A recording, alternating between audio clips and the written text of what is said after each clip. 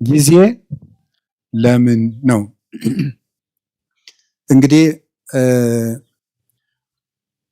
ኦርቶዶክሳዊነት ወይም ኦርቶዶክሳዊ ሰው አንድ የቤተ ክርስቲያን አባት ሲናገር በትክክል የሚኖሩ ሰዎችን ካያችሁ እነርሱ ክርስቲያኖች ናቸው ብሎ ይናገራል። በትክክል የሚኖሩ ሰዎችን ካያችሁ እነርሱ ክርስቲያኖች ናቸው። ክርስቲያኖች እውነትን የሚያምኑ ናቸው። እውነት ነፃ ያወጣል። ስለዚህ ነፃ ፍጡሮች ናቸው። ነፃነትም ከእውነት ነው፣ እውነትም ነፃነት ነው። እውነትን የያዙ ሰዎች ነፃ ናቸው። ነፃ አእምሮ ያላቸው ሰዎች ደግሞ ከህሊና ዕዳ ሸክም የተለዩ ናቸው። እነሱ በትክክል ራሳቸውንም ዓለምንም መምራት መኖር ይችላሉ። እና ክርስቲያንነት ማለት በትክክል መኖር ነው። ክርስቲያንነት በትክክል መኖር ከሆነ ስለ እያንዳንዱ ነገር እንዴት እንደምናደርገው ማወቅ አለብን። ክርስቲያኖች አንድ ነገር እጃቸው ሲገባ ምን ሊያደርጉት እንደሚገባ የሚያውቁ ናቸው። ለምሳሌ ሕፃናት አንድ ነገር እጃቸው ላይ ቢገባ ምን እንደሚያደርጉት አያውቁም። በብዙ ልፋት የተገኘ ተቆፍሮ የተገኘ ወርቅ ወይም ዕንቁ ወስዳችሁ እጃቸው ላይ ብታስቀምጡ ወይ ይጫወቱበታል፣ ወይ ይወረውሩታል፣ ወይም ደግሞ ጭቃ ውስጥ ሊጥሉት ይችላሉ። ስለዚህ እንደዚያ እንዳይሆን የበሰለ ሰው ምልክቱ እጁ ላይ ያለውን ነገር ምን እንደሚያደርገው ማወቅ ነው። የተናቀውን አያከብርም፣ የከበረውንም አይንቅም ማለት ነው። መልካሙን ክፉ አይልም፣ ክፉውን መልካም አይልም። ነቢዩ ኢሳይያስ እንደነገረን አሌ ሎሙ ለለ ይብልዎ ለእኩይ ሰናየ ወለሰናይኒ እኩየ። መልካሙን ክፉ ክፉውን መልካም ለሚሉ ሰዎች ወዮላቸው ይላል። መልካሙን ክፉ ክፉውን መልካም ለሚሉ ወይም የተዋረደውን የሚያከብሩ የተከበረውን የሚያዋርዱ።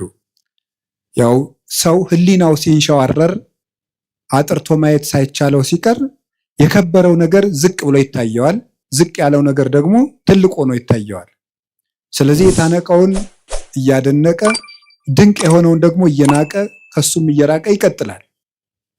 እና ክርስቲያኖች ለሁሉም ነገር ቁመናም እውነትም ምልከታም ሊኖረን ይገባል። አንዱ ልናውቀው ስትኖሩ ሰውነት ለኔ ምንድን ነው ማለት አለብን። ዓለም ለኔ ምንድን ናት? ለምሳሌ ለሌሎች ሰዎች ዓለም መጨረሻቸው ናት። ዓለም መጨረሻዬ ነው ብሎ ያሰበ ሰው ሁሉንም ነገር በዚህ ዓለም ኑሬ ልፍጀው የሰማዩን ማናየ ይላል። ዓለም ለኛ መሻገሪያችን ናት ብሎ ያሰበ ሰው ደግሞ ዓለምን ተጠቅሞባት ይሄዳል። ገንዘብ ለኔ ምንድን ነው ማለት አለብን። ሰው ለኔ ምንድን ነው? መቼ ሰው እንስሳ ነው ብሎ ያሰበ ሰው ለሰው ክብር ይኖረዋል ብለን ማሰብ አንችልም። እንደዚህ ያለ ሰው ደግሞ ሰው እንስሳ ነው ብሎ መነሻ ያደረገ ሰው የሰው መወለድም አይደንቀውም፣ መሞትም አይደንቀውም። ሞተ ሲባልም እንደ ቀላል ነገር ዕቃ እንደተሰበረ ያልፈዋል ማለት ነው። እና ነገሮችን የምንወድቅባቸውም የምንሻገርባቸው ምክንያት ለነገሮቹ ካለን አተያይ የሚመነጭ ነው። እና ትምህርት የሚያስፈልገው ኦርቶዶክሳዊ እይታ እንዲኖረን ነው፣ የጠራ አይን እንዲኖረን ነው። ዛሬ በዚህ ርዕስ በዚህ ቦታ እንድንማማር የፈለግኩት ጊዜ ለኦርቶዶክሳውያን ምንድን ነው የሚለው ነው። ለኦርቶዶክሳውያን ለኛ ለክርስቲያኖች ጊዜ ምንድን ነው ነው? ጊዜ እንዴት ነው? እግዚአብሔር በምድር ላይ ከሰጠን በጣም ትልቁ ስጦታ ጊዜ ነው። እግዚአብሔር የሰጠን ማንም ሊሰጠን የማይችለው እግዚአብሔር የሰጠን እድል ጊዜ ነው። እንደው ይገርማችኋል፣ ግን ሰው ይሄንን ትኩረት ሰጥቶት አያውቅም። ሀብት የማይመስሉ ብዙ ነገሮች አሉ የማናስተውላቸው። ለምሳሌ እንዲሁ የገጠሩ ሰውም ይተርታል። ጤና ሀብት አይመስልም ይላል፣ ውሃ ገንዘብ አይመስልም ይላል። የጤና ሀብትነት ለሰው አይረዳውም። ብዙ ጊዜ የውሃ ሀብትነት አይረዳውም። የአየር የኦክስጅን ሀብትነት አንረዳውም። ኦክስጅንን ሰዎች የሚያዙበት ቢሆን ኑሮ ለስንት ቀን መቆየት እንደምትችሉ አስባችኋል? ኦክስጅን በሆኑ ሰዎች እጅ ቢሆን ኖሮ ሁላችን ገለውን አናድርም ብላችሁ ነው? እነዚያ ሰዎች እነገሌ ናቸው እንዳትሉ ወስዳችሁ አታነካኩኝ ነው ያልኩኝ። በሰዎች እጅ ቢሆን ኖሮ ነው ያልኩት። በሰው እጅ ቢሆን ኖሮ አየር ስንት ቀን ነው የምንሰነብተው? ዛሬን ራሱ ማደር እንችላለን? እንችልም። የውጩን ይቅርና በዚህ ያለውን በህዋ ላይ የተለቀቀውን ኦክስጅን ይቅርና ያንተን አየር እንዳታስወጣ ብንባልስ? አይቻልም ብንባል እናድራለን? የራሳችን አየር እንዳይወጣ ብንከለከል መኖር እንችላለን? አንችልም። የአካል ክፍሎቻችንን ስጦታነት አስተውለን አናውቅም። እግዚአብሔር የሰጠንን ነገር ሰዎች ሊያደርጉልን የማይችሉ እንዲሁ እግዚአብሔር ምን አደረገልኝ እንላለን እንጂ እግዚአብሔር አንድ ቀን ጣፊያን ራሱ ስራ እንድታቆም ቢያደርጋት መኖር እንችላለን? እንችላለን? በሰውነታችን ያለውን የጨው መጠን ማን ሊያጣራው ይችላል? ስለዚህ እንሞታለን ማለት ነው። ፊኛ ስራ ብታቆም መኖር ይቻላል? ይቻላል? እስኪ ንገሩኝ። ሌላ የባሰ ነገር ሰው የሚጸዳዳበት የአካል ክፍል ቢዘጋ መኖር ትችላላችሁ? ይቻላል? አይቻልም። እግዚአብሔር የሰጠን የአካል ስጦታ ማንኛውም ሰው የከበረ ሰው እንኳን ከብሮ የሚውለው እኮ መጸዳዳት ስለቻለ የከበረ ሰው እንኳን ቢሆን እና እግዚአብሔር እንዴት አድርጎ ስጦታ እንደሰጠን ማስተዋል አለብን። ደስ እንዲላችሁ ከፈለጓችሁ እጃችሁ ላይ ያለውን እግዚአብሔር የሰጣችሁን ጸጋ ማስተዋል፣ የሌለንን እየቆጠርን ከምናዝን ያለንን እያየን መደሰት ነው። ደስታ ከውጭ አይመጣም፣ ከህሊናችን ነው የሚመጣው። አንዱ የምናባክነው በጣም እያባከን ነው ያለው ነገር አካላችን፣ አይምሯችን። እሱም በሌላ ጊዜ ትማሩታላችሁ። እንዴት አድርገን እግዚአብሔር የሰጠንን አካል እያባከን ነው እንደሆነ ትማሩታላችሁ። እኔ ግን ዛሬ መናገር የፈለግኩት ስለ ጊዜ ነው። እግዚአብሔር ጊዜ ሰጥቶናል። ጊዜ በእግዚአብሔር ዘንድ ምንድን ነው? ጊዜ ፍጡር ነው፣ እንደምታውቁት መለኪያ ነው። እግዚአብሔር ያለ ጊዜ ነው የኖረው። ዘመን ሳይፈጠር እግዚአብሔር ነበረ። ጊዜ ፍጡር ነው። በቤተ ክርስቲያን አስተምሮ የመጀመሪያ ሰዓት ትባላለች። ቁጥር የተጀመረው መጋቢት 29 ቀን ነው። መጋቢት 29 እና መጋቢት 30 ሚያዝያ 1 በሊቃውንት አነጋገር ዕለተ ጠቢባን ይባላሉ። ጠቢባን ሥላሴ አንድ ሳይሉ 29 ብለው ስለጀመሩ ነው። እንዲህ ያለው ነገር ለማያምን ሰው አይረዳም። ቅዱስ ጳውሎስ አንደኛ ቆሮንቶስ ምዕራፍ 2 ላይ ሲናገር መንፈሳዊ ነገር ለስጋዊ ሰው ሞኝነት ይመስለዋል ይላል። በስጋዊ ዓይን አይመረመርምና ለብእሲሰ መንፈሳዊ ሁሉ ይተሐሰሶ፣ መንፈሳዊ ሰው ግን ሁሉን ይመረምራል። ወሎቱሰ አልቦ ዘይተሐሰሶ፣ እርሱም ግን የሚመረምረው የለም ይላል። እና ስጋዊ ነገር ያለው ሰው አንድ ሳይባል 29 የማይመስል ነገር ነው ይላል። ሃይማኖት ምንጊዜም ለስጋ የማይመስል ነገር ነው። የምናወጋው የመንፈስ ነገር ስለሆነ የመንፈስ ነገር በስጋ ነገር ሊለካ አይቻልም።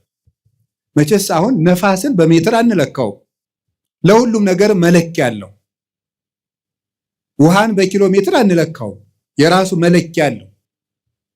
ለራሱ ነገር ለሁሉም ነገር መለኪያ አለው። ከፍታም መለኪያ አለው፣ ዝቅታም መለኪያ አለው፣ ረቂቅ ነገር መለኪያ አለው፣ ፈሳሽ ነገር መለኪያ አለው፣ ጠጣርም መለኪያ አለው። እንዲሁ መንፈሳዊ ነገርም የራሱ መለኪያ አለው። ውሃውን በሜትር ጤፉን ደግሞ በሊትር መቼስ ልለካው አይባልም። መለኪያ አለው። የነፍስም ነገር የራሱ መለኪያ የራሱ ዩኒት ስታንዳርድ አለው። ስለዚህ የነፍስን ነገር የምንረዳው እግዚአብሔርን በመፍራት ነው። እግዚአብሔር ጊዜን ሳይፈጥር ነበረ፣ ጊዜን ፈጠረ። የመጀመሪያዋ ሰዓት መጋቢት 29 ቀን ፈጠረ። ጊዜ በጊዜ ምን እንደተደረገ አስተውሉ። በጊዜ ከተደረጉ ነገሮች አንዱ እግዚአብሔር በጊዜ ይሄንን ዓለም ፈጥሮታል። ይሄንን ዓለም ፈጠረ። 7 ዕለታትን ፈጠረና አቆመ። 7 ዕለታት በዕብራውያን አነጋገር 7 ቁጥር ፍጹም ቁጥር ተደርጎ ይነገራል። መጽሐፍ ቅዱስ ሲተረጎም ማወቅ ካለብን ነገሮች አንዱ የመጽሐፍ ቅዱስን መነሻ ባህል ነው ማወቅ የሚገባል። የመጽሐፍ ቅዱስን መነሻ ባህል ስናውቅ መጽሐፍ ቅዱስን መረዳት እንችላለን። ስለዚህ በዕብራውያን ወይም በእስራኤል ባህል 7 ቁጥር እንደ ፍጹም ቁጥር ይቆጠራል።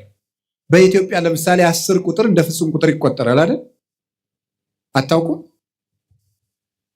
ለምሳሌ የሆነ ሰው 10 ጊዜ አጨቅጭቀኝ ይላል። እናንተ ግን 3 ጊዜ ብቻ ሊሆን ይችላል ያላችሁት። ለምንድነው 10 ጊዜ የሚለው? ጭራሽ ማለት ነው፣ ፍጹም ማለት ነው።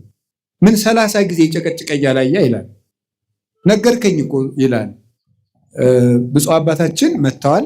ከመቀመጣችን ተነስተን እንቀበልና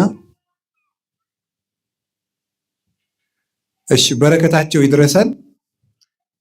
ሁላችሁም ተባርካችኋል። ባላችሁበት ቁጭ በሉ። እኔም ተሳልሜ ብመጣ ተፈቅዳላችሁ አይደል? እሺ።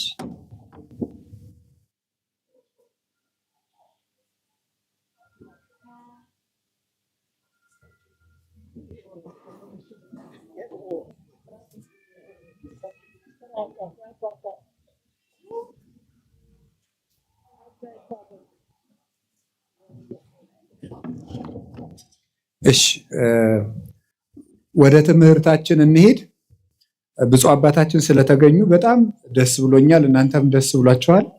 ለኢትዮጵያ ኦርቶዶክስ ተዋሕዶ ቤተክርስቲያን በእድሜ ከቆዩላት አባቶች አንዱ እሳቸው ናቸው። ረድኤታቸው በረከታቸው ይድረሰን። እኔ ደግሞ በእሳቸው ፊት ስላስተማርኩ በጣም እድለኛ ነኝ። ለምን መሰላችሁ? ገበሬ ልጁን እርሻ ሲያሳርስ እርፍ ያስይዝና ያሳርሰዋል ከፊቱ አድርጎ። ለምን? ሲያበላሽ ለማስተማር ማለት ነው። ስለዚህ ልጅ በአባቱ ፊት ሲያጠፋ ይታረማል ማለት ነው። ትምህርታችን እንቀጥል። እግዚአብሔር ከሁላችን ጋር ይሁን። ወደ ትምህርታችን ስንሄድ በዕብራውያን 7 ቁጥር ፍጹም ነው ብያችሁ ነበረ። እስመ ሁልቆ ሳብዕ በሀበ ዕብራውያን ፍጹም ውእቱ። በዕብራውያን በእስራኤል 7 ቁጥር ፍጹም ነው ይላል እግዚአብሔር። ስለዚህ ምን አደረገ? 7 ዕለታት ብቻ ፈጠረ። ለምንድን ነው እግዚአብሔር 7 ዕለት ብቻ የፈጠረው ስትሉ፣ 7ቱ ቀኖች ፍጹም ናቸው ለማለት ነው። 7 ብቻ። ለምን 8 ቀን አይፈጥርም እግዚአብሔር? ወይስ ዝቅ ብሎ 6 ቀን ቢያደርገው ምን አለ? የዓመቱን መለኪያ 7 ቀን ያደረገው ለምን ይመስላችኋል? 7ቱም ዕለታት ፍጹም ናቸው ይላል። እንዲያውም ልንገራቸው፣ የዚህ ዓለም ዋና ምሰሶዎች 7 ዕለታት ናቸው። በመጽሐፈ ምሳሌ ምዕራፍ 9 ከቁጥር 1 ጀምሮ እንዲህ ይላል፣ ጥበብ ሐነጸት ቤተ ወአቀመት ላቲ 7 አዕማደ። ጥበብ ቤቷን ሰራች 7 ምሰሶዎችንም አቆመች ይላል። ጥበብ ቤቷን ሰራች። ጥበብ የተባለ እግዚአብሔር ወልድ ነው። መንፈሳዊ ትርጉም አለው። የዛሬው ዓላማችን ግን እሱ አይደለም። ጥበብ ወልድ ይችን ዓለም ፈጠረች፣ 7 ምሰሶ አቆመች ማለት 7 ዕለታትን ፈጠረች ማለት ነው። 7ቱ ዕለታት ለምንድን ነው ምሰሶ የተባሉ ሲባል፣ ምሰሶ ቤቱን እንደሚያጸናው በዚህ ዓለም የሚኖር ነገር ሁሉ ጸንቶ የሚኖረው በ7ቱ ዕለታት በሚሰራ ስራ ነው ማለት ነው። ምሰሶው ሲፈርስ ወይም ምሰሶ ቢነቀል ቤቱ እንደሚናድ ሁሉ የሰው ልጅ ሕይወቱ የሚናደው ወይም የሚፈርሰው በ7ቱ ቀናት በሚሰራቸው ስራዎች ናቸው። 7 ቀን የምንሰራው ስራ ወይ ሕይወታችንን ያፈርሳል ወይ ሕይወታችንን ይሰራል። ምሰሶዎቹ በትክክል የቆሙለት ቤት እንደማይፈርሰው 7ቱን ዕለታት እንዴት መጠቀም እንደሚችል የሚያውቅ ሰው የጸና ቤት ይኖረዋል። የልብ ቤት፣ የአእምሮ ቤት፣ የስጋ ቤት፣ የነፍስ ቤት ይኖረዋል ማለት ነው። ስለዚህ ዕለታትን ከመጠቀም እንኳን እኛ እግዚአብሔር ራሱ ቀን ተጠቅሞ ነው ስራ የሰራ። ቀንን የማይጠቀም ሰው ምንም ማድረግ አይችልም። እግዚአብሔር 6 ቀን ነው ይህን ዓለም የፈጠረው። አይገርማችሁ? በ6 ቀን ዓለምን ፈጠረ። ምን ማለቱ ይመስላችኋል? ኋላ ያን 6 ቀን ደግሞ ለእኛ ሰጠን። የሰጠኋችሁ 6 ቀን እኔ ዓለምን የፈጠርኩበት ነው። እናንተ የምትቀልዱበት እሁድ 4 ባህሪያት የተፈጠሩበት ነው። መሬት፣ ውሃ፣ ነፋስ፣ እሳት 4 ባህሪያት፣ 7 መላእክት፣ 7 ሰማያት፣ መላእክት፣ ብርሃን 8 ፍጥረታትን ያከናወንኩበት ቀን ነው። እናንተ የምትቀልዱበት ሰኞ ይሄን የምታዩትን ጠፈር የዘረጋውበት ቀን ነው። እናንተ የምትቀልዱበት ማክሰኞ በምድር ላይ ያሉ እጽዋትን ሁሉ የፈጠርኩበት ቀን ነው። እናንተ እንደዋዛ የምትገፉት ረቡዕ በዚህ ዓለም የሚያሸበርቁ ፀሐይ፣ ጨረቃ፣ ከዋክብትን ያበራሁበት ቀን ነው። እናንተ በስንፍና የምትሸኙት ሐሙስ በባህር ውስጥ ያሉ አዞ፣ ጉማሬ፣ ሌሎችን ማሳንበሪዎችን በክንፍ የሚበሩትን በእግራቸው የሚሽከረከሩትን በክንፋቸው የሚበሩትን ሁሉ ያስገኘውበት ቀን ነው። እናንተ በዋዛ በፈዛዛ የምታሳልፉት ዓርብ በአርአያዬ በአምሳሌ ሰውን የፈጠርኩበት ቀን ነው ማለቱ ነበረ። ሰኞ፣ ማክሰኞ፣ ረቡዕ እንደዋዛ ሲያልፉ እነዚህ ትዝ ብሏቸው ቃል እነዚህ ሁሉ ዓለማት 20 ዓለም ነው ያለው። አሁን እኛ ከ20 ዓለማት የምንኖረው በአንዷ በዳረው ቦታ በጫፏ በዚች ምድር እግዚአብሔር የፈጠረው 20 ዓለም። ከ20ኛው በዚች ዓለም የምናየው ነገር ሁሉ እንኳን ተመርምሮ አይዘለቅም። ህሊና ራሱ ይደክማል ቢያስብ። እንኳንስ ሌላውን ያንን ሰው ተፈጥሮ እንኳን ብታዩት ሊገባና አይችልም። እንደዚህ ያሉ ድንቅ ነገሮች የተደረጉት በ6 ቀን። የጊዜን ጥቅም አያችሁት? በ7ኛው ቀን እግዚአብሔር አረፈ። ምን ማለት ይመስላችኋል? እግዚአብሔር 6 ቀን ሰራና አረፈ። ስራችሁ ብዙ ይሁን እረፍታችሁ ጥቂት ይሁን ማለቱ ነበር። በቁሙ ነው፣ ወርቅ አለው፣ መንፈሳዊ ትርጉም አለው። ስራችሁ ብዙ ይሁን እረፍታችሁ ግን ጥቂት ይሁን። ይኸውላችሁ በዚህ ዓለም ላይ ብዙ ሰዎች የሚቸገሩበት ምክንያት ደስታን ፍለጋ ነው። ደስታ ደግሞ ከመስራት የሚመጣ ነው እንጂ ከማረፍ የሚመጣ አይደለም። ሐዘን ከየት ይወለዳል ካላችሁ ከረፍት ብዛት ነው። የኃጢአት ምንጮች የሚባሉት መብል፣ መጠጥ፣ የረፍት ብዛት፣ እንቅልፍ ናቸው። ስለዚህ እረፍት የሚያበዙ ሰዎች ምንጊዜም ህይወታቸው ሐዘንተኛ ነው። የእንቅልፍ ብዛት የተቦጫጨቀ ልብስ ያስለብሳል ይላል ሰሎሞን። ድሃ ያደርጋል ማለት ነው ብዙ የምትተኛ ከሆነ። የእንቅልፍ ብዛት መጽሐፍ ቅዱስ ነው ያለው፣ የተቦጫጨቀ ልብስ ያስለብሳል። ጊዜን ባለመጠቀማችን ምክንያት አይ ጊዜ የሰጣቸው ናያገሌ ሀብታሙ ነው ምናምን ቢባል የድንቁርና ጉዳይ ነው። በጊዜ ያለመጠቀማችን እንዴት እንደሚጎዳን ተመልከቱ። እስቲ ርዕሳችን ምንድን ነው? እስቲ ምን አላችሁኝ? ጊዜ ለምን? እግዚአብሔር በጊዜ ዓለምን ምን አደረገበት አልኳችሁ? ፈጠረ፣ ዓለምን አጸናበት። ጊዜ ምሰሶ ነው። ጊዜ መፍጠሪያ ነው። የሌለን ነገር ማምጫ ነው። ጊዜውን የሚጠቀም ሰው የሌለ ነገር ያመጣል። እግዚአብሔር በጊዜ የሌለን ነገር አመጣ። ሰማይ አልነበረ፣ ምድር አልነበረ። የሌለንን ነገር ማምጣት ከፈለጋችሁ ጊዜያችሁን ተጠቀሙ። ጊዜ ላይ የሚቀልድ ሰው ምኞቱን ታቅፎ ይሞታል እንጂ ምንም አያመጣም። ጊዜ ነው የሌለውን ያመጣ። እግዚአብሔር በጊዜ ለክቶ የምህረት ቀጠሮ ሰጠ። በኖህ ዘመን 120 ቀን 120 ዓመት ሰጠው አለ። 100ውን ቀለዱ፣ በ20 አጠፋቸው። 20ውን ትቶ አጠፋቸው። በኖህ ዘመን የነበሩ ሰዎችን 120 ሰጣቸው። 20ው ሲቀር ንስሐ እንገባለን ሲሉ 100 ሳያልቅ ጨረሳቸው። ጊዜን ካልተጠቀምክበት ብሰጥህም አትጠቀምበት ብሎ ወሰዳቸው። ዛሬ ለምን ይመስላችኋል የምንቀሰፈው? እግዚአብሔር ጊዜ ሰጠ፣ አልተጠቀምንበትም። ስለዚህ እየቀነሰ ይወስድናል ማለት ነው። በሰጠን ጊዜ ካልተጠቀም ከእድሜያችን ቀንሶ ያነሳል። የማያፈራለትን ዛፍ በጓሮ የሚንከባከብ ገበሬ ጅል ማን አለ? የባስ በጠፈጠፉ እየተንጠፈጠፈ ሌሎችን አዝመራዎች እንዲያጠፋቸው ነው። ይልቁን በጊዜ መቁረጥ ነው። ስለዚህ እግዚአብሔር ይቆርጣል። የማያፈራው ፍሬ የማያፈራውን ዛፍ ከሱ ይቆርጡታል ብሎ ነግሮናል። ወይ ወዲ ውስጥ እሳተ ገሃነም በእሳት ያቃጥሉታል። ምን ፍሬ የማያፈራውን ቅርንጫፍ አነ ውእቱ ሐረገ ወይን ዘጽድቅ ወአንትሙ አይጹቂሁ ንፈሩ በየ ወአነብክሙ እኔ የወይን ሐረግ ነኝ፣ እናንተ ደግሞ ቅርንጫፎች ናችሁ። በእኔ ኑሩ፣ እኔም በእናንተ እኖራለሁ። ፍሬ አፍሩ፣ ካላፈራችሁ ትቆርጣላችኋል። እግዚአብሔር በጊዜ ምሕረት ሰጠ፣ በጊዜ ያልተጠቀሙትን ደግሞ አጠፋቸው። እግዚአብሔር ለመወለድ 5500 ዘመን ቀጠረ። 5500 ዘመን ሲፈጸም ተወለደበት። ዋመ በጽሐ ጊዜሁ ፈኖ ወልዶ እግዚአብሔር ወልዶ ዋሂደ ወተወልደ እምብእሲት። የዘመን ፍጻሜ በደረሰ ጊዜ እግዚአብሔር ተቀዳሚ ተከታይ የሌለ ልጁን ውረድ ተወለድ ሙት ተሰቀል ብሎ ለኩነተ ሥጋ ወደዚህ ዓለም ላከው። ንዕድ ክብርት ከምትሆን ከመቤታችንም ተወለደ ይላል። ጊዜው በደረሰ ጊዜ በጊዜ እግዚአብሔር ተወለደ። በጊዜ ዓለምን ፈጠረ፣ በጊዜ ቀጠረ፣ በጊዜ ሱባዔ አስቆጠረ፣ በጊዜ ትንቢት አናገረ። ጊዜው ሲደርስ ደግሞ ተወለደ። እግዚአብሔር በጊዜ ምስጢር ገለጠ።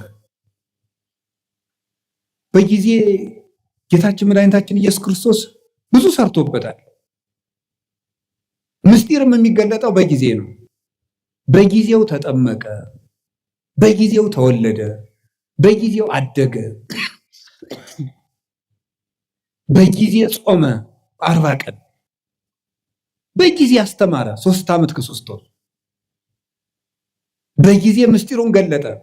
በደብረ ታቦር እንኳን ብርሃን ከገለጠላቸው በኋላ እንዳትናገሩ እስካመ ይትፌጸም በጊዜው፣ ጊዜው እስኪደርስ ድረስ በትንሣኤ ልቡናችሁ ቀንቶላችሁ ምስጢር ተከናውኖላችሁ በሀብተ መንፈስ ቅዱስ ተሰርታችሁ እስክትናገሩት ድረስ ቆዩ አላቸው። በጊዜ የሚነገር አለ፣ በጊዜ የማይነገር አለ። ወቤ ብዙ ነገር ዘአነነግረክሙ፣ የምነግራችሁ ብዙ ነገር ነበረኝ። ወባሕቱ ኢትክሉ ይእዜ ጸዊሮቶ፣ ነገር ግን ዛሬ ልትሸከሙት አትችሉም፣ በጊዜው ነግራችኋለሁ። በጊዜ የሚነገር አለ። በነገራችሁ ላይ ጥበበኛ ሰው ማለት የት መናገር እንዳለበት የሚያውቅ፣ መቼ መናገር እንዳለበት የሚያውቅ፣ በማይናገርበት ጊዜ ዝም የሚል፣ በሚናገርበት ጊዜ ደግሞ ዝም የማይል፣ ጊዜ ቦታ አይቶ የሚናገር ሰው ነው ጠብ የሚባለው። ሁሉም በጊዜው የሚናገር። ጌታችን ኢየሱስ ክርስቶስ በጊዜው ተሰቀለ፣ በጊዜው ተያዘ፣ በጊዜው ሞተ፣ በጊዜው ተነሳ፣ በጊዜው አረገ፣ በጊዜው ሀብተ መንፈስ ቅዱስን ላከላቸው 10 ቀን ጠብቆ። ያለ ጊዜ ጸጋም አይሰጥም። እንዲያሁን ልጁን እንደው ልጅ የሌላቸውን እናት አባት 9 ወር ከ9 ወር አስቀድሞ እንደው በ3 ወሩ ከብት ጠባቂ ስለሌለን ልጁ ቶሎ እንዲደርስ ይወለድ ቢል ይወለዳል? አይወለድም። በጊዜው ነው የሚወለደው። ለመውለድም ጊዜ አለ። ጸጋም በጊዜው ነው የሚሰጠው። ጥያቄም በጊዜው ነው የሚመለሰው። ጊዜ አለ። አሁን ፈልጌያለሁ ቢባል አይሆንም፣ በጊዜው ይሆናል። መቆየት ያለብንን መቆየት። እግዚአብሔር በጊዜው ሁሉን ሰራ። እንግዲህ ደግሞ በጊዜው ይመጣል። ያ ጊዜ መቼ እንደሆነ ደግሞ አታውቁም ብሎናል። ትግሁ እንከ እስመ የተአምሩ ጊዜ ይመጽእ እግዚእክሙ፣ ጌታቸው የሚመጣበትን ጊዜ አታውቁምና ተግታችሁ ጠብቁ። ሶበሰ አይመረ በአለቤት ጊዜ ይመጽእ ሰራቂ እምተጋ ዋህለው፣ ባለቤት ሌባ የሚመጣበትን ጊዜ ቢያውቅ ኑሮ በዚያች ሰዓት ይተጋ ነበር። ግን ሌባው መቼ እንደሚመጣ ስለማያውቅ ሌሊቱን ሙሉ መትጋት አለበት።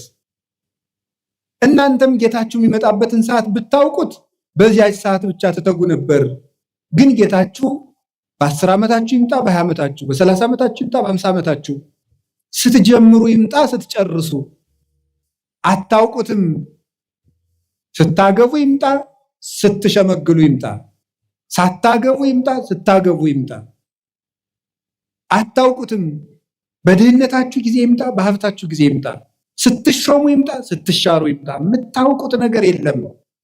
በሰጣችሁ ጊዜ ተዘጋጅታችሁ ኑሩ ብሎ ሰጥቶናል። ጊዜ እንዲህ ያለ ሀብት ነው። የእግዚአብሔር ቤተሰቦች በጊዜ እንጠቀምበት። ጊዜን አባቶቻችን ብዙ ሰርተውበታል። ቅዱስ ቂርቆስ ያን ሁሉ ሰማዕትነት ሲፈጽም የስንት ዓመት ልጅ ነበር? የ3 ዓመት ልጅ ነው። ድንግል ማርያም የአምላክ እናት ስትሆን የስንት ዓመት ልጅ ነበረች? የ15 ዓመት ልጅ ነበረች። እንግዲህ እዚህ ውስጥ 50ም አለ 60ም አለ። እንደገና ደግሞ ወጣት ነኝ እያላችሁ የምትቀልዱ ገና ልጅ አይደለው እንደምትሉ ለተንኮል ሲሆን ልጅ ነኝ አትሉ። ቁራው ሲሏችሁ ልጅ ነኝ ትላላችሁ። ኃጢአት ሲሆን ልጅ ነኝ አትሉ ትላላችሁ። አረ ይሄ ልጅ ነኝ ገና ቆይ ይሄን አትስጡኝ ትላላችሁ አትሉ። ግጥም አድርጎ ለመብላት ልጅ ነኝ የሚላል አለ እንዴ? አይጣል አደረሰ አይደል? አሁን ማለት ተገኝቶ ነው። እንዲሁም ትንንሽ ነው ብዙ የሚበላ። ለማመንዘር ልጅ ነኝ የሚላል የለም። ትንሹም ትልቁም ለጽድቅ ሲሆን ልጅ ነኝ አትበል ብሏል። ሕፃን ነኝ ይትበል እስመ ንዑስ አነ፣ እኔ ልጅ ነኝ አትበል ብሏል። ትንቢተ ኤርምያስ ምዕራፍ 1 ቁጥር 8 ላይ ለበጎ ነገር ልጅ ነኝ አትበል። ስለዚህ የእግዚአብሔር ቤተሰቦች ቅዱስ ጊዮርጊስ 4 ጊዜ ሞቶ ሲነሳ ያ ሁሉ ሰማዕትነት ሲፈጽም ጠቅላላ እድሜው 27 ዓመት ነው። በጊዜ አባቶቻችን ተጠቀሙበት። በቀኝ የተሰቀለው ወንበዴ መንግስተ ሰማያትን የወረሳት በ3 ሰዓት ዝግጅት ነው። ለተጠቀመበት ሰው 3 ሰዓት መንግስተ ሰማያትን ያስገኛል። አብሮ የቆመው ሰው ደግሞ በዚያው ሲኦልን አግኝቷል። እድሜ ዘመኑ አንድ ቀን የሰማ ሰው ዘኬዎስ ተመልሶ ጊዜውን ተጠቅሞ መንግስተ ሰማያት ገብቷል። 3 ዓመት አብሮ የቆየው ይሁዳ ጊዜውን መቀለጃ ስላደረገው ከክርስቶስ መንግስት ውጭ ሆኗል። በጊዜ የሚቀልድ ሰው ይሁዳ ጊዜውን እንደ ድል መጠቀም ሲገባው መተናኮያ ያደረገው ምን አደረገ መስላችሁ? ክርስቶስን እኔ እሸጠዋለሁ አለ። እሸጥና እሱ እንደለመደ በታምራቱ ያመልጣል። ከዚያ በኋላ ደግሞ እኔ መመልሼ ገንዘቤን በልቼ መምህር የብዬ ከሱ ጋር ታሪክ ይቀጥላለሁ አለ። ጊዜው ግን መሽቶ ነበር። ክርስቶስ ተያዘ። ደርሷላ። ሲሰርቅ የነበረበት ጊዜ አለቀ። በቃ አለ። እግዚአብሔር መቅረዚቱን አጠፋት። ከዚያስ ምን አደረገ ደግሞ? ጌታ ከማረጉ በፊት ሞቱ በፊት እኔ ተቀድሜ ሙቼ ሲኦል ቆየዋለሁ፣ ነፍሳትን ሲያወጣ ያወጣኛል አለ። አይ ይሁዳ አልፏል። እሱ ምን አደረገ ጌታ? የለም ይሁዳ ዛሬም አትሞትም ብሎ ግንባሩ ተፈጥፍጦ ቆይ፣ ሆዱ ተዘርግፎ ቆየ። ከዛ ምን አደረገ ጌታ? ሲያርግ አንተ ያሰቀልከው ሰው እኮ አረገ አሉት። እኔን ሳያወጣኝ ብሎ ደንግጦ እወጣለሁ ሲል ከመቃኑ ላይ ከደጃፍ ወይም ከበሩ ላይ ግንባሩ ተፈጥፍጦ ሞተ ይላል። ምን አድርጎ ስትሉኝ፣ በጊዜ ቀልዶ የእግዚአብሔር የምሕረት ጊዜው አብቅቶ በቃይ ብሎ እግዚአብሔር ታገሰው። 3 ዓመት ቻለው። አብሮት እየዋለ ሙዳየ ምጽዋቱን እየሰረቀ ማይምረ ኅቡዓት ክርስቶስ አብሮት እያለ እየሰረቀ የሚያውቀውን ጌታ እንዳላዋቂ መጥቶ አብሮት በሀከረቢ መምህር ደህና ዋልክ እያለ የልቡን በልቡ እያደረገ 3 ዓመት ቻለው። በቃኝ አለ እግዚአብሔር። ቸርነትን ላልተጠቀመበት መዓት ይታዘዝለታል። እግዚአብሔር ጊዜ የሚሰጠው ለቸርነት ነው። የተአምርኑ ከመሳሄዱ ለእግዚአብሔር ኪያከ ያገርህ ሀበ ንስሐ፣ የእግዚአብሔር ቸርነቱ አንተን ወደ ንስሐ እንዲመራ አታውቅምን ይላል ቅዱስ ጳውሎስ ሮሜ ምዕራፍ 2 ላይ ሲናገር። የእግዚአብሔር ቸርነት እኮ የምሕረት ዕድል ነው፣ መጥፊያ አልነበረም። ሲራክም የተወስክ ኃጢአተ በዲበ ኃጢአት ዘትብል መሐሪ ውእቱ እግዚአብሔር፣ እግዚአብሔር ይቅር ባይ ነው፣ እግዚአብሔር ቸር ነው፣ እግዚአብሔር መሐሪ ነው እያልክ በኃጢአት ላይ ኃጢአትን አትጨምር ይላል። እና ጊዜ ብዙ ነገር ተሰርቶበታል። ርዕሳችን ምንድን ነው? ንገሩኝ እንጂ ጊዜ ለምን? እሺ 1 2 3 ነጥቦችን ልናገርና ብፁዕ አባታችን እንዲያስተምሩን ብለቅ ይሻላል። ጊዜ ለምን በሉ እስቲ። እንግዲህ እግዚአብሔር በጊዜ ፈጠረ። እስቲ በጊዜ ፈጠረ በሉ። በጊዜ መጣ፣ በጊዜ ሞተ፣ በጊዜ ተነሳ፣ በጊዜ አረገ፣ በጊዜ መንፈስ ቅዱስን ላከ። እሺ በጊዜ ይመጣል በሉ። በጊዜ ምን ይላል? ይመጣል። ጊዜ እግዚአብሔር ይህን ሁሉ ሰርቶበታል። አሁን እኛ በጊዜ ምን እናድርግ ነው ርዕሳችን። እስኪ ጊዜ ለምን በሉ። እሺ የመጀመሪያው ጊዜ ለእግዚአብሔር በሉ። ሁላችሁም በሉ እስኪ ድገሙ። አሁን ከዛሬ በኋላ ይሄ እኮ መመሪያ ነው። እንግዲህ የኑሮ መመሪያ እየነገርኳችሁ ነው። የመጀመሪያ መርሃችን እዚህ ውስጥ የተሰበሰብነው ጊዜ ለማን መመሪያችን ነው። ከዛሬ ጀምሮ ጊዜ ለማን? አንድ ድገሙ። ጊዜ ለእግዚአብሔር። ከእግዚአብሔር ጋር መኖር ነው። ጊዜ የተሰጠው እግዚአብሔርን ልናመልክበት። ስብሐ ለእለተ ይሴብሐከ ቅዱስ ዳዊት በቀን 7 ጊዜ አመሰግንሃለሁ ይላል።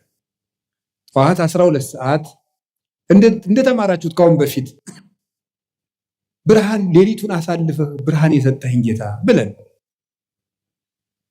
በብርሃን የፈጠርከኝ ጌታ ብለን፣ ለእኔ ስትል ማለዳ ከሐና ከቀያፋ ፊት በ12 ሰዓት ተከሰስክልኝ ብለን 3 ሰዓት እንጸልያለን። ሔዋን የተፈጠረችበት፣ ቅድስት ድንግል ማርያም ብስራተ መላክን የተሰማችበት፣ ለሁሉ ፍትህ የሚሰጥ ጌታ በ3 ሰዓት ከጲላጦስ ፊት ተከሶ የቀረበበት 3 ሰዓት። 6 ሰዓት አዳም የተሳሳተበት፣ የሰው ልጅ አይምሮ የሚደክምበት፣ ገና ሲጫወት የቆየው ሰውዬ 6 ሰዓት ላይ ማዛጋት ይጀምራል። 6 ሰዓት አጋንንት የሚሰለጥኑበት፣ ሰው የሚደክምበት ጊዜ ነው።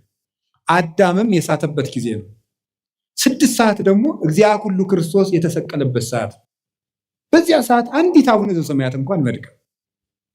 9 ሰዓት ጸሎት የሚያርግበት፣ መስዋዕት የሚያርግበት፣ ጌታ ነፍሱን ከስጋው የለየበት፣ ለእኔም ጥሩ አሟሟት ስጠኝ ለማለት ለእኛ ሲል መራር ሐሞት የጠጣበት፣ ጎኑን ተወግቶ ማየገቦ ያፈሰሰበት፣ 11 ሰዓት የተቀበረበት፣ ነፍሳትን ከሲኦል ያወጣበት ሰዓት፣ እግዚአብሔር አዳምን ፍለጋ የመጣበት። እግዚአብሔር በ11 ሰዓት ነው አዳም ወዴት ነህ እያለ የበለስ ቅጠል ያገለደውን መሆን አዳም ፍለጋ በገነት ዛፍ መሃል የመጣው። 11 ሰዓት የቀን ፍጻሜ ነው። በዘመን ፍጻሜ መጥቻ አድንሃለሁ እያለው። ስለዚህ በ11 ሰዓት ጌታዬ ሆይ እኔንም ፈልገኝ ብሎ መጸለይ፣ እኔም ጫካ ውስጥ ነኝ ፈልገኝ ብልም። ማታ ምሽት ሰዓት የመጣውን ግርማ ሌሊት በሰላም አሳድረኝ፣ ለእኔ ስትል በምሽት 3 ሰዓት እንደ ወንበዴ ታሰርክልኝ ብሎ ማታ መጸለይ ይገባል። ቀኑን ሁሉ ለእግዚአብሔር መስጠት። ከእግዚአብሔር ጋር ጊዜ የሌለው ሰው እግዚአብሔርም ከሱ ጋር ጊዜ የለው። ለእግዚአብሔር ጊዜ ከሌላችሁ እግዚአብሔርም ለእናንተ ጊዜ አይሰጥም። እንዴ ለእግዚአብሔር እንዴት ጊዜ ታጣላችሁ? እኔ እኮ ይገርመኛል። እግዚአብሔር የቲክቶክን ሩብ ይደርሰዋል ዛሬ። እስኪ ንገሩኝ፣ ይደርሰዋል? እንዴት ተጣድፎ ሰው እንዴት ተጣድፎ የዘወትር ጸሎቱን እንዲሁ ያም ካደረሰ ነው ተጣድፎ ጨርሶ፣ ግን ፌስቡክ ላይ ቲክቶክ ላይ ግን ተጥዶ ነው የሚውለው። እባካችሁ ለእግዚአብሔር ጊዜ ስጡ። እውነቴን ነው። ለእግዚአብሔር ጊዜ ከሌላችሁ ትጠፋላችሁ። የእውነቴን ነው። ለማስቀደስ ጊዜ የሌላችሁ ሰዎች እድሜያችሁ ያጥራል። ለዘወትር ጸሎት እድሜ ከሌላችሁ ጊዜ ከሌላችሁ ከእግዚአብሔር ጋር ለመገናኘት መጽሐፍ ቅዱስ ለማንበብ ጊዜ የሌላችሁ ጊዜ የለኝም ደግሞ እንዲሁ እናንተ ጉራችሁ እኮ ያልቀው። እስቲ ፌስቡክ ውስጥ የምታነቡት ቴክስት ቢደመር እንደው 20 ገጽ አይሆንም? መጽሐፍ ብናደርገው አይታተምም? ብሮሸር ብናደርገው ይሆናል እኮ ስትደዘድዙት የምትሉት። እንዴት ነው ጊዜ የሌላችሁ? ወእግዚአብሔር ይነግሮሙ ለሕዝቡ መጽሐፍ አንድ ከዛ እናንተ የሚመስላችሁ አንድ ሳምንት አንድ ገዳም ትሄዱና ጌታዬ ሕይወቴን ንገረኝ። እንዴ ምኑን ነው የሚነግራችሁ? ጅል ነህ ብሎ ይንገራችሁ? ጌታዬ ሕይወቴን ንገረኝ ምንድን ነው የሚነግራችሁ ነው? እየነገራችሁ መስለኝ። መዝሙር 86 ላይ እግዚአብሔር ይነግሮሙ ለሕዝቡ በመጽሐፍ፣ እግዚአብሔር ለሕዝቡ በመጽሐፍ ይነግራቸዋል። እስኪ በሉ እግዚአብሔር ለሕዝቡ በሉ። በምኑ ይነግራቸዋል? በመጽሐፍ ይነግራቸዋል። መጽሐፍ ማለት እግዚአብሔር ለኛ የሚናገርበት ነው። ጸሎት ማለት ጸሎት ብሂል ተናግሮ ምስለ እግዚአብሔር፣ ጸሎት ከእግዚአብሔር ጋር መነጋገር ነው። ጸሎት ከእግዚአብሔር ጋር መነጋገር ነው። መጽሐፍ ማንበብ ደግሞ እግዚአብሔር ለኛ የሚነግርበት ሰን አጸም ዘይነብበን እግዚአብሔር አምላኬ እስመ ውእቱ ይነብብ ሰላም ለሕዝቡ። ፈጣሪ እግዚአብሔር የሚናገረኝን እሰማለሁ፣ እርሱ ለሕዝቡ ፍቅር አንድነትን ይናገራልና ይላል ቅዱስ ዳዊት። እግዚአብሔርን ለመስማት ጆሮ የሌለው መጽሐፍ ቅዱስ ለማንበብ በቀን 5 ደቂቃ የሌለው ሰው በየቀኑ ሁከት ሊሰማ ይገባዋል። እንዲህ ያለ ጆሮ ይነቀላል። ነቢየ ያነስለክሙ ማኅበይክሙ ዘከማየ፣ እንደኔ ያለ ነቢይ ያስነሳላችኋል አለ ሙሴ ሲናገር ክርስቶስን ነው። እሱ ቀይ ባህር እንዳሻገረ ጌታ ገሃነምን ያሻግሯልና። ብዙ ንጽጽር አለ። ወለቱ ስምዕዎ፣ እሱን ስሙት። ወኩላ ነፍስ እንተ የተሰማው ለውእቱ ነቢይ ትሰሮም ህዝባ፣ ያንን ነቢይ የማትሰማ ጆሮ ግን ከወገኖቿ ተለይታ ትጥፋ ይል። ያን ነቢይ የማትሰማ ማለት ክርስቶስን የማይሰማ ጆሮ ይነቀላል። ሰላም እግዚአብሔርን መስማት የማይፈልግ ጆሮ ሁከት፣ ጦርነት፣ ብጥብጥ፣ ሞት ሊሰማ ይገባዋል። በየቀኑ ይህን የምንሰማበት ምክንያት ለእግዚአብሔር ጆሮ ስለሌለን፣ ለእግዚአብሔር ዓይን ስለሌለን፣ ለእግዚአብሔር እግር የለን። እግሮቻችሁ የት ነው የሚሄዱት? የሚፈጥኑላችሁ ወዴት ስትሄዱ ነው? ቤተክርስቲያን ሲሏችሁ አያደርሳችሁም። እንዲሁ አይደረስ እኮ ነው። ከዚያ ትሄዱ የማስታወቂያ ሰሌዳ ለማንበብ በየቀኑ ትመላለሳለች። ስራ ወጥቶ ይሆን ጥሩ ነው፣ ተመላለሱ። ግን እግዚአብሔር ቤት ብትመላለሱ ምን አለ? የእግዚአብሔር ቤት እኮ ልንገራችሁ፣ የእግዚአብሔር ቤት ቤተክርስቲያን እኮ ማለት የእግዚአብሔር መንግስት ማለት ነው። ቤተክርስቲያን ታውቃላችሁ? ይህን ቤተክርስቲያን ማለት የእግዚአብሔር መንግስት ማለት ነው። እንዲህ ብሎ ነበረ ጲላጦስ፣ አንተ አይሁድ ንጉሥ ነህ እንዲህ አለው። ምን ብሎ ነው የመለሰለት? መንግስት የሰ የኮነትም ዝንቱ ዓለም፣ የኔ መንግስት በዚህ ዓለም አይደለችም። ምን ማለት ነው? ቤተክርስቲያኔ ምድራዊት አይደለችም ማለት ነው። የእግዚአብሔር መንግስት ማናት ካላችሁኝ፣ ቤተክርስቲያን። አንድ ሰው አሜሪካ ከመሄዱ በፊት አሜሪካ ኤምባሲ መሄድ አለበት። አንድ ሰው መንግስተ ሰማያት ውስጥ ከመግባቱ በፊት ከእግዚአብሔር ኤምባሲ ቤተክርስቲያን መግባት አለበት። ቤተክርስቲያን ውስጥ የማይገባ ሰው የሰማይ ዜግነት የለውም። አንድ ሰው ከአንዲት ሀገር ኤምባሲ ውስጥ ሲገባ የዚያች ሀገር ጥበቃ ውስጥ ይገባል። ከቤተ ክርስቲያን ውስጥ የሚገባ ሰው የእግዚአብሔር እጅ ውስጥ ነው የሚገቡት። ይሄ ቤተክርስቲያን ውስጥ ቤተክርስቲያኑ ግቢ ላይ የሚታጠረው አጥር በግራ የሚመጣለ በቀኝ የሚመጣለ፣ እዚያ እንደዚህ ብሎ በር አለው። ይሄ መግቢያ፣ ይሄ አጥሩ ግንብ መሆኑን አታዩት። እነዚህ ምዕመናንን ተቀብለው የሚጠብቁ የእግዚአብሔር የምህረት እጆች ናቸው። ከቤተ ክርስቲያኑ ግቢ ውስጥ ስትገቡ ወደ እግዚአብሔር እቅፍ ነው የምትገቡት። እሱ በማይታጠፍ ጥበቃው ይጠብቀናል። ከዚያ በኋላ እንዲህ ያለች ነፍስ እግዚአብሔር የኔ ዋልወ ዘይሃጣኒ፣ እግዚአብሔር ይጠብቀኛል። እሱ እኔን ብትደብቁኝ ፈልጎ የሚያጣበት ቦታ የለም፣ እኔንም የሚያሳጣኝ የለም። እሱ ራሱ ተናግሯል እኮ አልቦ ዘይሃይደኒ ዮን እምዴ፣ በጎቼን ከእጄ ነጥቆ የሚወስዳቸው ማንም የለም ብሏል። ከእግዚአብሔር እጅ መግባት ከፈልጋችሁ ቤተክርስቲያን መግባት፣ ለቤተ ክርስቲያን ጊዜ፣ ለመጽሐፍ ጊዜ፣ ለመጸለይ ጊዜ። አንድ ሰው ከእግዚአብሔር ጋር ያለው ጊዜ ከላላ እየጠፋ መሆኑን ማወቅ ያለበት ይሄ። ምን አላቸው ጌታ የማቴዎስ ወንጌል ምዕራፍ 26 ላይ ሲናገር፣ ትግቡ ወጸልዩ ከመ ትባኡ ውስጥ መንሱት አላቸው። ወደ ፈተና እንዳትገቡ ምን አላችሁ? ተግታችሁ ጸልዩ ማለት ነው።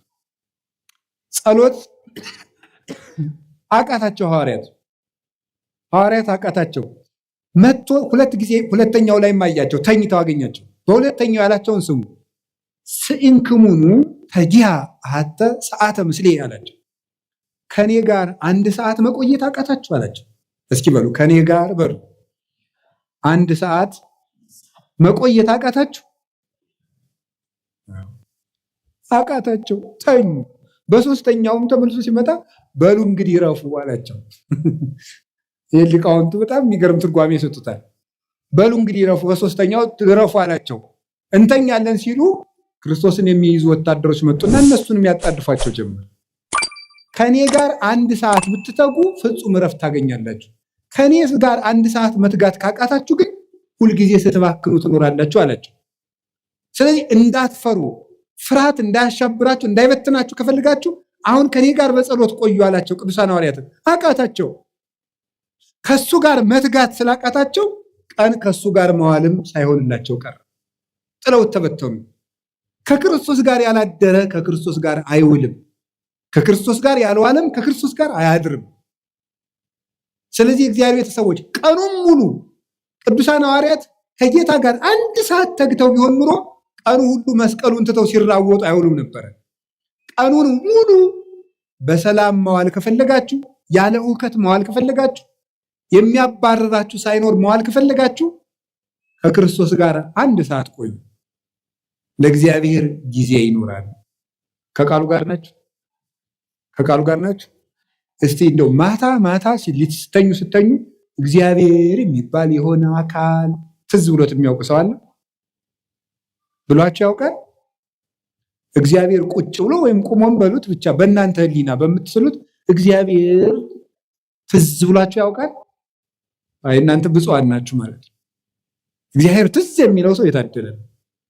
ለእግዚአብሔር የምናስብበትም ጊዜ፣ የምንጸልይበት ጊዜ፣ የምናነብበት ጊዜ፣ የምናስቀድስበት ጊዜና ከእግዚአብሔር ጋር የምንኖርበት ጊዜ ይኖራል።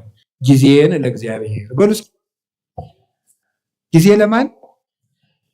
እግዚአብሔር። እኛ ለሱ ጊዜ ስንሰጠው እሱ ደግሞ ለእኛ ምን ይሰጠናል? ጊዜ ይሰጠናል። ያለ ጊዜያችን እንዳንሞት የማደጊያ የመለወጫ ጊዜ ይሰጠናል። እግዚአብሔር እንዲሰጠን ይህን ማድረግ አለብን። አላችሁ? እግዚአብሔር ከሁላችን ጋር ይሁን። ሁለተኛ ጊዜ ለምን በሉ እስኪ በሉ እንጂ። እሺ ጊዜ ለቤተሰብ በሉ ሁላችሁ። ጊዜ ለማን? ለቤተሰብ። ቤተሰብ ክርስቲያንነት ወይም ኦርቶዶክሳዊነት ህብረታዊነት ነው፣ አንድነት ነው ክርስቲያንነት ማለት።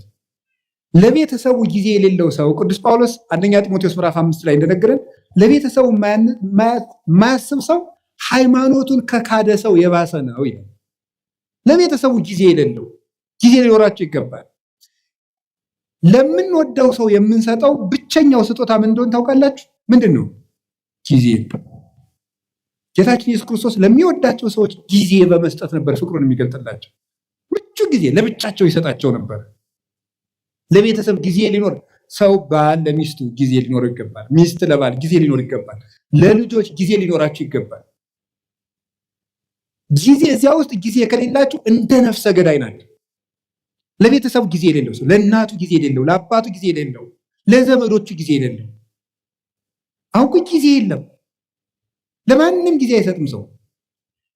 ውላችሁም ገብታችሁ እንደ ዝንጀሮ ስልካችሁን ይዛችሁ ቁጭ ነው። ዝንጀሮ ነው ይሄ። በቆሎ ይዝና አንዳንድ በቆሎ ይዞ ያምቡችላል። በቃ ግጦ ሲጨርስ በቃ እንደዚህ ነው። ጊዜ ክርስቶስ እንዴት ለቤተሰቦቹ ጊዜ እንደሚሰጥ ተመልከቱት። የማቴዎስ ወንጌል ምዕራፍ 13 ላይ ህዝቡን ሁሉ አብልቶ ሸኘ።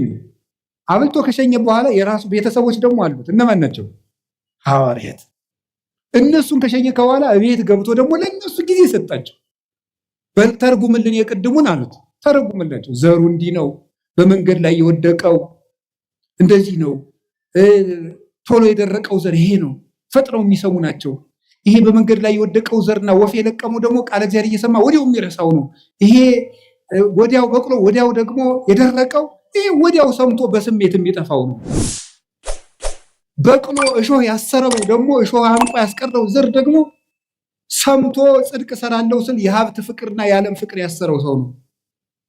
በመልካም ዘር ላይ መሬት ላይ የወደቀው ደግሞ ይሄ በመልካም ልብ ላይ የወደቀው ቃል እግዚአብሔር ነው አለና ለቤተሰቦቹ ጊዜ ሰጣቸው። ክርስቶስ ለ5000 ሕዝብም ጊዜ ሰጠ፣ ለቤተሰቦቹም ጊዜ ሰጠ። ስራ ይበዛብኛል ስብሰባውዬ ነው የሚባል ያ ይሰራው። ክርስቶስም ስብሰባ ውሎ ለቤተሰቦቹ ጊዜ ይሰጥ ነበር። ብቻቸውን ማውራት ለሚፈልጉ ጊዜ ይሰጣቸው ነበረ ጌታችን ኢየሱስ ክርስቶስ። ዮሐንስ ወንጌል ምዕራፍ 4 ላይ ያቺ ውሃ ቀጅ ሴት ጊዜ ያስፈልጋት ነበር። ጌታ ምንድን ያደርጋት? ጊዜ ሰጣት። ለዚያው ምቹ ጊዜ። ከሰው መሃል ብታወራ የምታፍርበት ገመና ስለነበራት በስልት ሐዋርያት በራባቸው ሰዓት፣ እሷም ደግሞ ውሃ ለመቅዳት በምትመጣበት ሰዓት ሐዋርያትን ሂዱና ምሳ ገዝታችሁ ከተማ ኑ አሉ። እሷ ደግሞ የምትመጣው ያው ስታገባ ቶሎ ቶሎ ስለሚሞትባት ይቺ ነፍሰ ገዳይ የተባለች ሴቶች ውሃ ሲቀዱ ስለሚሰድቧት በእስራኤል ውሃ ቀዳዱ እንደኛ ስለሆነ ሴቶች ሁሉ ውሃ ቀድተው ቤታቸው ቁጭ ሲሉ በቀትር እሷ ልትቀዳ ሄደች። በምቹ ሰዓት ክርስቶስ ጊዜ ሰጣት። በቀትር ሰዓት ወጓን ሁሉ አዳመጣት። በደንብ አድርጎን ያዳመጣት። እንዲሁ እኮ ይገርማል። እናንተ አሁን በቀትር ሰዓት ፀሐይ እየመታችሁ እንኳን ክርስቶስ ያን ያህል አምላክ እንዲሁ ትልቅ ሰው ሆኖ ታዳምጣላችሁ? ጌታ ምቹ ጊዜ ሰጥቶ አዳመጣት። ስለዚህ ጊዜ ስለሰጣት እሷም ልቧን ለሱ ሰጠችው። ጊዜ መስጠት ጌታችን ኢየሱስ ክርስቶስ ለብዙዎቹ ነበር ጊዜ። ትልቅ ሰው ነኝ አይል፣ አምላክ ነኝ አይል፣ ለሁሉ ሰው ቁሞ የመቆየት እድል ይሰጣቸው ነበር። የማቴዎስ ወንጌል ምዕራፍ 9 ላይ ስታዩ 2 ዕውሮች ነበሩ። ጌታችን አልፎ ሲሄድ 2 ዕውሮች የዳዊት ልጅ ሆይ ማረን አሉ። እሱ አልፎ እየሄደ ነው። ማረን ሲሉ ምን ይላል? ማቴዎስ ወንጌል ምዕራፍ 9 ላይ ስታነቡን ይላል ወደ ቤትም በገባ ጊዜ 2 ዕውሮች መጡ ይላል። ወደ ቤትም በገባ ጊዜ የሚለው ለምንድን ነው የተጻፈው? መጽሐፍ ቅዱስ ላይ ዝም ብሎ የሚጻፍ ቃል የለም። ሊቃውንቱ ሲተረጉሙት ምን ይላሉ? ዕውሮች ናቸው ሩጠው እንዳይደርሱበትና ከቤት ገብቶ ቆያቸው ይላል። ይህን ጊዜ መስጠት። ሩጠው እንደማይደርሱ ያውቃሉ፣ አይነ ስውሮች ናቸው። ስለዚህ እስከሚመጡ ድረስ ጊዜ ሰጣቸው፣ ቆያቸው። ይሄንን ሊቃውንተ ቤተክርስቲያን ምን ብለው የተረጉሙ? መንገድ ላይ ያሉት ደግሞ ምን ይላሉ? አጋንንት ምንድን ነው የሚሉት? መንገድ ላይ ያሉት ሰዎች ደግሞ እናንተ አትጥሩት፣ ትልቅ ሰው ነው እንዲያው ትልቅ አታፍሩም እንዴ ስትጠሩት መንገድ ላይ ዝበል ይሏቸዋል። ወአፈድፈዱ ከሊሃ ይላል። እነሱ ግን እንዲያውም ጨምረው እንዳልጮህ እንጂ የዳዊት ልጅ ወይ ማረን ብለው እንዲያውም ደግሞ ድምፅ ጨምሩበት፣ ገብቶ ቆያቸው ይላል። ሊቃውንቱ ምን ብለው ይተረጉሙታል? ክርስቶስ ለእነዚያ ዕውሮች ሩጠው የሚደርሱበት አዝግማው እስኪደርሱ ድረስ ከቤት ገብቶ ቆያቸው። ምን ይላሉ? ዕውሮች የሚባሉት የክርስቶስን ብርሃን ማየት ያልቻለች ዕውር ነፍስ ናት።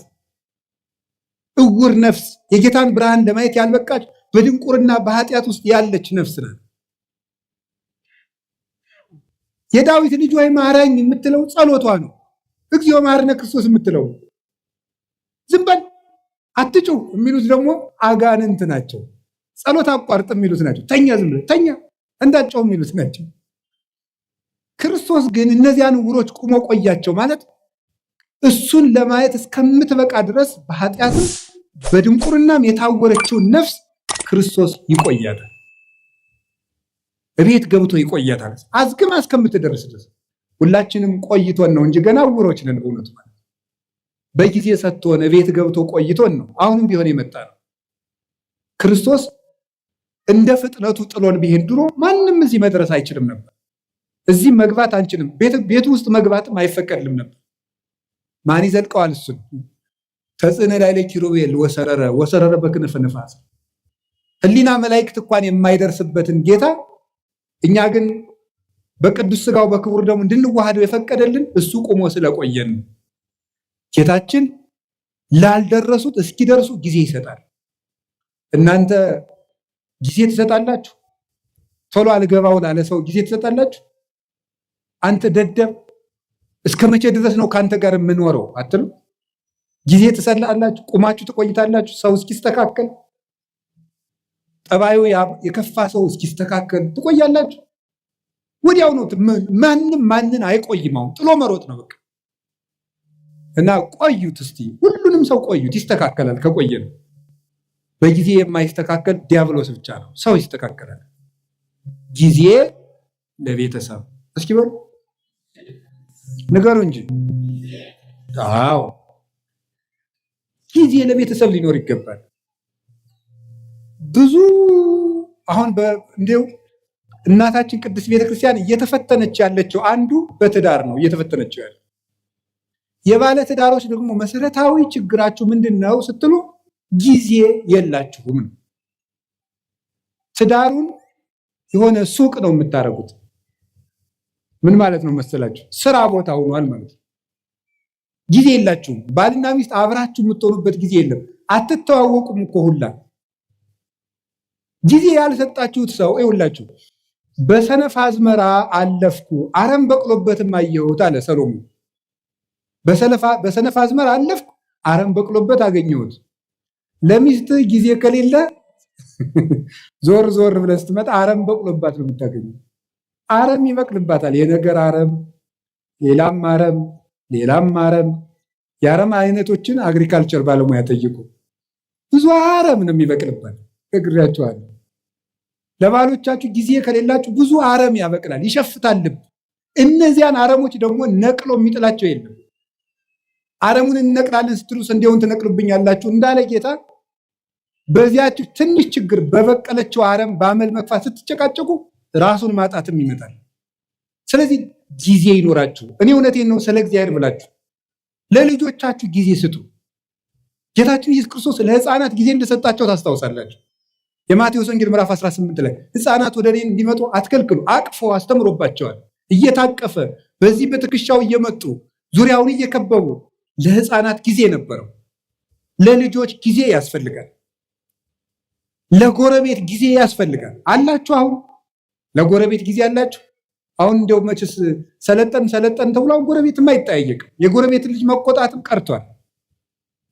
እኛ ልጁንን በእውነት እግዚአብሔር በሚያውቀው አሁንም ገና አላደግንም። በርግጥ ጎረቤት ነው እየቀጣ ያሳደገን። ዋስ ጠርተን ነው ስናጠፋ የጎረቤት ሰውዬ መጥቶ ዋስ አስጠርቶ ነው የሚለቀን ማለት ነው። ቢገርፈን ኧረ አየዋ ገሌ ገረፈን ብለን ለእናት አባታችን ብንናገር ደግ አረገ ነው የምንባል። የኔን ልጅ ነካ እንባል። በምን ምክንያት የመታው ተብሎም አይጠየቅም። ኃላፊነት አለው በልጆች። ለጎረቤት ጊዜ አላቸው።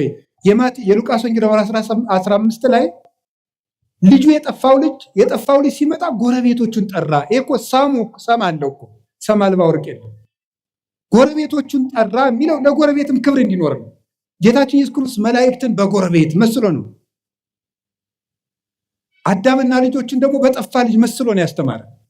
ጎረቤትን መጠራራት፣ ለጎረቤት ጊዜ መስጠት። ምን እየሆኑ ነው? እየበሉ ነው? እየጠጡ ነው? እንዴ የኛ ገር ገበሬ እኮ ሲተርት ሰምታችሁታል። አታጣልፈኝ አለች ጉንጫቸር ይላል። እዚያ ማዶ ቤት ሲቃጠላሉ ውሃ ውስጡና አታጣልፈኝ አለች አሉ። አንቺ ውሃ ውስጥ አይደል ያለሽ እንዴ? እሳቱ የት ያገኝሻል ሲሏት አሉ። እሳቱ አልጠፋ ቃል እየቀዱ አሁን ሲወስዱ ውሃው ሲያልቅ የነስ ወስደው መጨመራቸው ይቀራል። ምን ማለት መሰላችሁ? የነፍሱ ቢቀር ድሃ ጦም ማደሩን ካላያችሁት ችግር ነው። የነፍሱም ይቅር የተጎዳ ሰው በግ ከደነበረ የሰው ልጅ ከመረረ አይመለስም ተብሎ ከመረረው ድሃም ቢሆን ሰብሮ ይበላል። ዘግቼ እበላለሁ።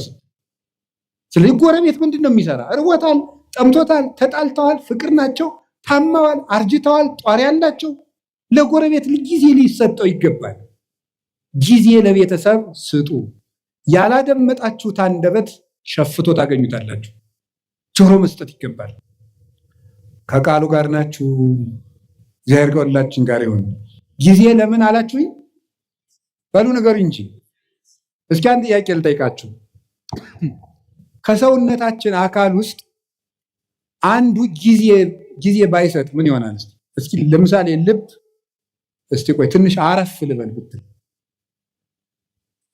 የሆነ ጊዜ ላይ እኮ ነው የዓመት እረፍት ተውትና የደቂቃ እረፍት ብትወጣ ልብ ምን እንሆናለን?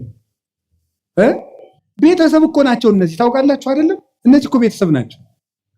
ልብ ደም መርጨት ካቋመች ሳምባ ምን ቁም ነገር አለው? ኦክሲጅን አንድ አቅማዳ ኦክሲጅን ቢሰበስብ ምንም ጥቅም የለው።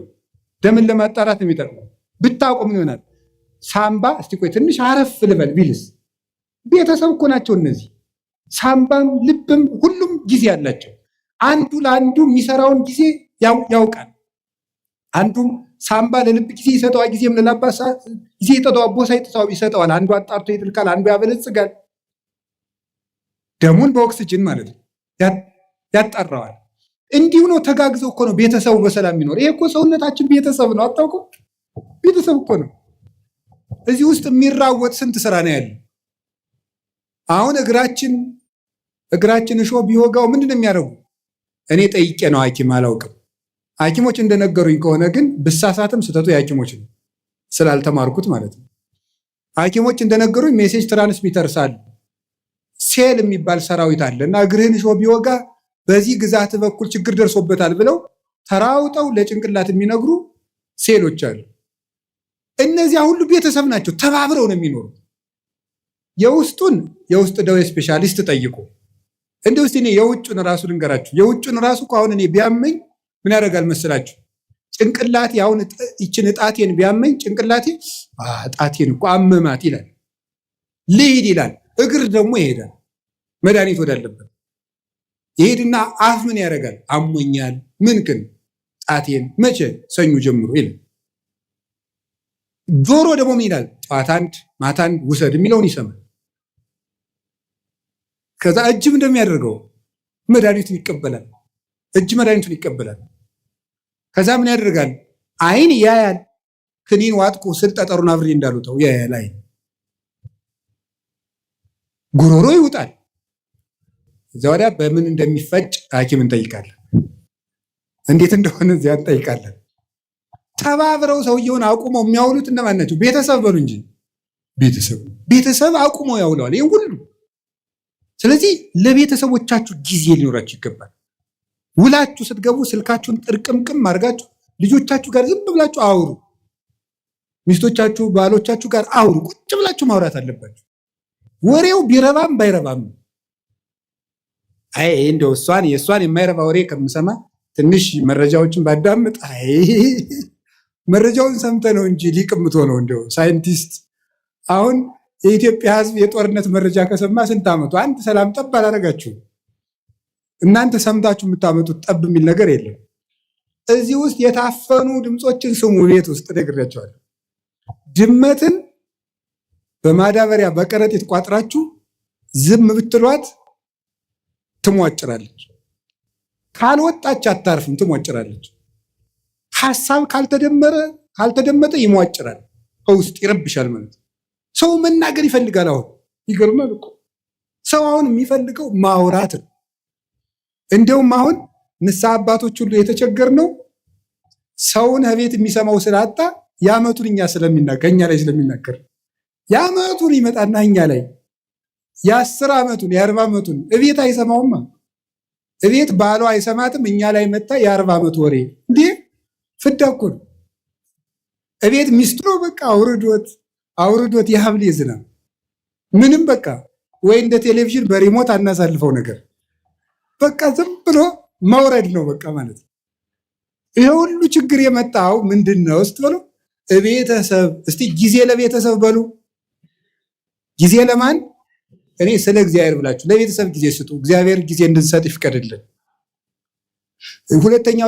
ሶስተኛው የምነግራችሁ ጊዜ ለማዳመጥ እስኪ በሉ። አቤት ለማዳመጥ ጊዜ ስጡ። አሁን ብዙ ሰው አይሰማም። እንደውም አንዳንድ ጊዜ እኔ እንዲሁ በአማርኛ ልንገራችሁ፣ እንዲሁ በአማርኛ አሁን እኔ ራሴ በግሌ ለምክር ብዙ ምዕመናንን አገኛለሁ። 1 ሰዓት ያወሩኛል። ዝም ብዬ ማለት 1 ሰዓት ያወሩና 10 ደቂቃ መፍትሄ መናገር ሲጀምር ራሳቸውን ማልከክ ይጀምራሉ። ታሟል እኮ ሰው በጣም ታሟል። እንዲሁ እናቴ እንዲሁ መናገር ነው የሚፈልገው። በቃ ተናግሮ ብቻ መሄድ። እንደው አንዳንድ ጊዜ 2-3 ሰውም ታዝብ ያውቃሉ። ተናግሮ ምንም መፍትሄ ሳልነግረው እግዚአብሔር ይስጥልኝ አባ ደህና ያዋሉ ብሎ ሄደ። እኔ ምን አድርጌለት ነው የሰው የሚመርቀኝ? ለምንድን ነው ስትሉ ሰው የሚናገርበት ሜዳ አጥቷል ማለት ነው። የሚናገርበት ሜዳ አጥቷል። ስለዚህ አዳምጡት እና ማዳመጥ ጀምሩ። እግዚአብሔር ስንት ጆሮ ነው የሰጠን? ንገሩኝ እንጂ ስንት አፍ ነው የሰጠን? ይህ ምን ማለት ነው? ብዙ አዳምጣችሁ ስንት ተናገሩ ነው? 1 ተናገሩ ነው። 2 ስማ 1 ተናገር ነው። እስቲ በሉ 2 ስማ በሉ። እናንተ ደግሞ 100 ማውራት 1 ማዳመጥ፣ 1 ማሰብ 100 ማውራት ነው። ይሄ የወሬ ሱስ ደግሞ ሰው አሁን እኮ ሁሉም ሰው ቲክቶከር የሆነው እቤት የሚሰማው ስላጣ ነው። እቤት የሚሰማው ስላጣ እዚያ እየወጣ መለፍለፍ፣ ዝም ብሎ ድንችም እየበላ መለፍለፍ፣ በቆሎም እየበላ መለፍለፍ። ለምንድን ነው ይሄን ሁሉ ያመጣው ስትሉ ሰው ኧረ በሞት ያዳምጡ። እኔ እኮ እውነቴ ነው። ማዳመጥ ያዕቆብ መልእክት ምዕራፍ 1 ቁጥር 19 ላይ ኩን ፍጡነ ለሰሚ ወጉንዶ ለነቢብ፣ ሰው ሁሉ ለመስማት ለማዳመጥ የፈጠነ ለመናገር የዘገየ ይሁን ይላል። ለማዳመጥ የፈጠነ ለመናገር የዘገየ ይሁን። የሰው ልጅ ብዙ የማዳመጥ የምታዳምጡ ከሆነ ሰው ይወዳቸዋል። ከሰው ጋር የመኖር ጥበብ አንዱ ማዳመጥ ነው። እንዲሁም ልንገራችሁ፣ ሰዎች የት ይገኛሉ ብላችሁ ብትጠይቁ እኔ ልንገራችሁ የት እንደሚገኙ። አንደኛ የሚበሉበት ቦታ ነው የሚገኙት። ሁለተኛ የሚሰሙበት ቦታ ነው የሚገኙት፣ የሚሰሙበት ቦታ። ሶስተኛ የሚወደዱበት ቦታ ነው የሚሄዱት። አራተኛ የሚከበሩበት ቦታ ነው የሚኖሩት። ሰዎችን ብትፈልጓቸው የምታገኙት ከዚህ ነው የምታገኟቸው። ወይ ከሚሰማቸው ሰው ነው ሩጠው የሚሄዱት፣ ወይ ከበሉበት ቤት ነው የሚገኙት፣ ወይ ወደሚያከብራቸው ሰው ነው የሚሄዱት፣ ወይ ወደሚወዳቸው ሰው ነው የሚሄዱት። ከቤትም ጥለውን የሚወጡት አራቱን ሲያጡ ነው። ወይ አልሰማቸው ስንል፣ ወይ አልወዳቸው ስንል፣ ወይ አናከብራቸው ስንል። ጥለውንም የሚሄዱ በዚህ ነው፣ ወደኛም የሚመጡ በዚህ ነው። ስለዚህ ይሄ እንዲኖረ ምን ማድረግ ማዳመጥ። ከቃሉ ጋር ናችሁ። ምን እንደሚባል ራሱ ማዳመጥ በትክክል የማዳመጥ ችሎታው የማዳመጥ መንገድ እንግዲህ ተማሩ። እናቱ ምንድነው? ሳይቃወሙ መስማት፣ ሳይተረጉሙ መስማት፣ መልስ ሳያዘጋጁ መስማትም ይባለዋል። ሳይተረጉሙ መስማት፣ ምንም አትተርጉሙ። ዝም ብላችሁ ሰውየውን ዝም ብሎ የሚያፈሰውን ወሬ ስሙ። አይ ወሬው የማይረባ ስለሆነ ጅልጅል ሰው ማዳመጥ አለብን እንዴ? ጥያቄ ልመልስላችሁ። አንድ የገዳም እመምኔት ነበረች እና የገዳሙ እናቶች ተሰብስበው ምን አሏት? እናታችን አቤት፣ ሰው የማይረባ ወሬ ሲያወራን ዝምን ብለው እንስማ፣ እንዴት እናርጋል? ወይ ጥለን እንሂድ። ከሰው ቤት ሄዳችሁ የሚረባ የማይረባ ምግብ በአንድ ላይ ቢያቀርቡላችሁ ምን ታደርጋላችሁ አለቻቸው። የሚመስለንን በልተን እግዚአብሔር ይስጥልን ብለን እንመጣለን አሉ። እንግዲያውስ ሰው የፈለገውን ቢለፈልፍ የሚመስላችሁን ያዙ፣ ሌላውን ለራሱ ጥላችሁ ኑ እንጂ ስሙት አለች። እንዲህ ብላ መለሰች። መንፈስ ቅዱስ ያደላት ሰው ነበረች። እሱ ሚያዝያ 11 ቀን ስንክሳር ላይ የምትውል እናት ናት። እንዲህ ብላ ይመለስላቸው። ስለዚህ የእግዚአብሔር ቤተሰቦች ሰው የፈለገውን ያህል ያውራ፣ ስሙት፣ ዝም ብላችሁ አዳምጡ። ብዙ ጥበብ ሰሎሞን በመናገር ብዛት ኃጢአት ሳይኖር አይቀርም ይላል። በመናገራችን እንጂ በመስማታችን ተጉርተን አናውቅም። እግዚአብሔርን መስማት፣ የሚነገረውን ነገር መስማት፣ የሚባለውን ነገር መስማት፣ ሁሉን ነገር አስተውላችሁ መስማት ይገባል። የማዳመጥ እድል እንዲኖረን ለሚሰማ እግዚአብሔር የሚሰማዋል። ለዚህ ነበረ የጌዴዎን ልጅ ቆሞ ስምዑኒ ሰብአ እስራኤል ወእግዚአብሔር ይስማዕክሙ፣ የእስራኤል ወገኖች ወይ ስሙኝና እናንተንም እግዚአብሔር ይስማችኋል። ሰውን የሚሰማ ሰው እግዚአብሔርም እሱን ይሰማዋል። ጊዜ ለማዳመጥ ጊዜ ለምን አልኳችሁ? አቤት ለማዳመጥ ጊዜ ስጡ። አንድ ለመናገር ግን ቀንሱት። እኔ እውነቴን ነው፣ በዚያውም ልናገር። እኔ የካህናት ችግር በጣም ነው የሚያሳዝነኝ። ከካህናት ሄዳችሁ ስትናገሩ ወጡን ተናገሩ። በዚያውም ልንገራችሁ ብዬ ነው። አሁን ለምሳሌ ባልና ሚስት ተጣልተው ምክር ፍለጋ ከካህኑ ሲሄድ ተጣልተናል አስታርቅ ብሎ ለመናገር ከመጋባታችን በፊት የተዋወቅነው ወፍጮ ቤት ነበር ብሎ ይጀምራል። እንዴ ይሄ ሁሉ ምን ያደርጋል? እውነት እኮ ነው የምነግራችሁ እኮ። ይሄ ሁሉ የሚሰራው ስራ አለው የለም? ባለቤቴ ጋር በዚህ ጊዜ ተዋወቅን፣ እንዲህ ብለን ተጋባን፣ ይሄ አጣላን፣ ይሄ እንዲህ ችግር ፈጠረብን፣ 5 ነጥቦች ነው ያሉኝ፣ እባክዎትን መፍትሄ ያጡልኝ ነው የሚባለው። እንዲህ ነበረ፣ እንደዚህ ያሉ ነበር፣ አጎቷ ፓይለት ናቸው፣ ምን ያደርግልናል? አይረባም። መጥኖ መናገር፣ በደንብ ማዳመጥ ከሰው ልጅ ይጠበቅ። ክርስቲያኖች ክርክም ናቸው። የምትናገሩበትን ቦታ ሰው እንዲሰማችሁ ከፈለጋችሁ ወርቁን ልቅም አድርጋችሁ ማቅረብ መልመድ፣ እንደገና ደግሞ ሁሉን ማዳመጥ መልመድ። እግዚአብሔር ለማዳመጥ ጊዜ እንዲኖረን ይርዳን። ብዙ ሰው በጣም ችኩል ነው። በእውነቱ ብዙ ሰው በጣም ችኩል ነው፣ አያዳምጥም። ዝም ብሎ ወግዞ ነው የሚሮጥ። አሁን እዚህ ላይ አንድ ጊዜ ስልጠና ሲሰጥ ምን እንዳለ እንገራችሁ። ስልጠና እየሰጠን ወሬ እንዴት እንደሚዛባ ለማንገር የመጀመሪያው ቦታ ላይ ለተቀመጠው ሰውዬ አርዮስን የረታው የእስክንድሪያው ሊቅ ቅዱስ አትናቴዎስ ይባላል ብለን በጆሮ ነገር ነው። በል እንግዲህ አንተም በጆሮ ነገር ብለን በጆሮ ሲባል የመጨረሻው ሰው እወድሃለሁ የሚል ወሬ መጣ። ለምንድን ነው ሲባል በትክክል አያዳምጥም ማለት ነው። ወይ ወሬ ሰባሪ አለ፣ ወይ ወሬ ሰራቂ አለ፣ ወይ ደግሞ ወሬ የማያዳምጥ አለ ማለት ነው። እና በትክክል ማዳመጥ፣ በትክክል የሚባለውን ነገር ብዙ ሰዎች ከቤተ ክርስቲያን የሚወጡበት ምክንያት በትክክል አያዳምጡ፣ ልብ ሰጥተው አያዳምጡ። ይሄንን ነገራችሁ እና የሰውን ወሬ ደግሞ አለመተርጎም፣ አለማጣመም፣ አለመሰንጠቅ፣ ሌላ ትርጓሜ አለመስጠት፣ ከትናንት ጋር አለማያያዝ፣ ከነገ ጋር አለማያያዝ፣ አሁንን መስማት ማዳመጥ መልመድ አለብን። ጊዜ ለማዳመጥ እስኪ በሉ 3 ነጥቦች ነው የቀሩኝ። ጊዜ ለስራ እስኪ በሉ ጊዜ ለስራ በሉ። አቤት ጊዜ ለምን? አሁን የኛ ሀገር ሰው ደግ ነው፣ የኢትዮጵያ ሰው በዚያው ደግሞ ቂመኛ ነው። በጣም ቂመኛና ወግ ሰንጣቂ ነው። ከምንድን ነው የመጣ ብዬ እንደው ዝም ብሎ ሲገርመኝ ዝም ብዬ ቁጭ ብዬ ሳስበው ነው። ጥናት አላረኩበትም፣ ባለሙያም አይደለሁም። ሳስበው ከስራ ፈትነት ነው የሚመጣው። ይህ ወሬ ሰንጣቂነታችን የሚመጣው ቁጭ ብለን እንደዚህ ያለኝ እንደዚህ ለማለት ፈልገው በቀደም እንደዚህ ያለ ለካ እንዲህ ማለቱ ነበር የምንልበት ዋና ምክንያት ስራ ፈት ስለሆነ ወሬ ስንቀምር የምንውለው የስራ ቀመር ስለሌለን፣ ስለዚህ መስራት መልመድ አለብን ነው። እንዳንሰራ አገሪቱ የስራ እድል የላትም። የእናንተ ጥያቄ ወንድሜ አንተ አልገባህም። ካባን ለብሰ ለፍልፈት ትሮጣለህ። እኛ ስራ አጥተን ያለ ነው አይደል? ነው መልሱ ነው። እኔም ደግሞ መልሳለሁ። ሌላው ቢቀር አታነቡም ወይ? እማታነቡሽ ስራ የለም፣ አልተቀጠራችሁም፣ ንግዱም ሙቷል አላችሁ። ምንም ማለት ለምን አታነቡ? አንድ ሊቀ ጳጳስ አንዱን ሰው አገኙትና ልጄ ለምንድነው የማትማር አሉት። አይ ምን እየበላው ልማር አላቸው። ስትደነቁር ምን እየበላ ደነቆርክ አሉ። እንዲሁ እኮ ይገርማል እኮ። ለምን አታነቡም? ቁጭ ብላችሁ ዝም ብሎ ወሬ ስትጠቀጥቁ ከምትሉ ቁጭ ብላችሁ አንብቡ። እውነቴን እኮ ነው የምነግራችሁ። ተግባር እኮ የሀሳብ ልጅ ነው። ሀሳብ ደግሞ የሚገኘው ይኸውላችሁ፣ እንጨት ሳትሰበስቡ እሳት ማንደድ ትችላላችሁ? ይቻላል? አይቻልም። ሀሳብ ሳይኖርህ ተግባር የት ታመጣለህ? እቅድ የት ታመጣለህ? ስራ የት ታመጣለህ? ከሰው ጋር የመኖር ስልት የት ታመጣለህ? ተግባቦት እንዴ! ልንገራችሁ፣ እኔ ባለፈው አንድ ቦታ ሄጄ ውጭ ሀገር ሄጄ አንድ ቦታ ለጉባኤ ነው የሄድኩት። ዱባይ ስደርስ ኤርፖርቱን አላውቀውም። ያው ኤርፖርቱን አላውቀውም እና ሰዎቹ ዊልቸር ቡክ አድርገውልኝ ነበር። ያው እንደ ዕቃ እየገፉ አቅጣጫ እንዲያሳዩኝ ማለት ነው። እና እዛ ሲሄድ ዝም ብዬ ብዙ እንግሊዘኛ አልችልም፣ ጉድ አፍተርኑን ምናምን እችላለሁ። እና እዛ ዱባይ ኤርፖርት ውስጥ ያገኘሁትን ሰውዬ በጣም ነው የማመሰግን፣ ረዳኸኝ እንደዚህ። እና እኔ ብዙ ጊዜ አቅጣጫ የማወቅ ችግር አለብኝ አልኩት።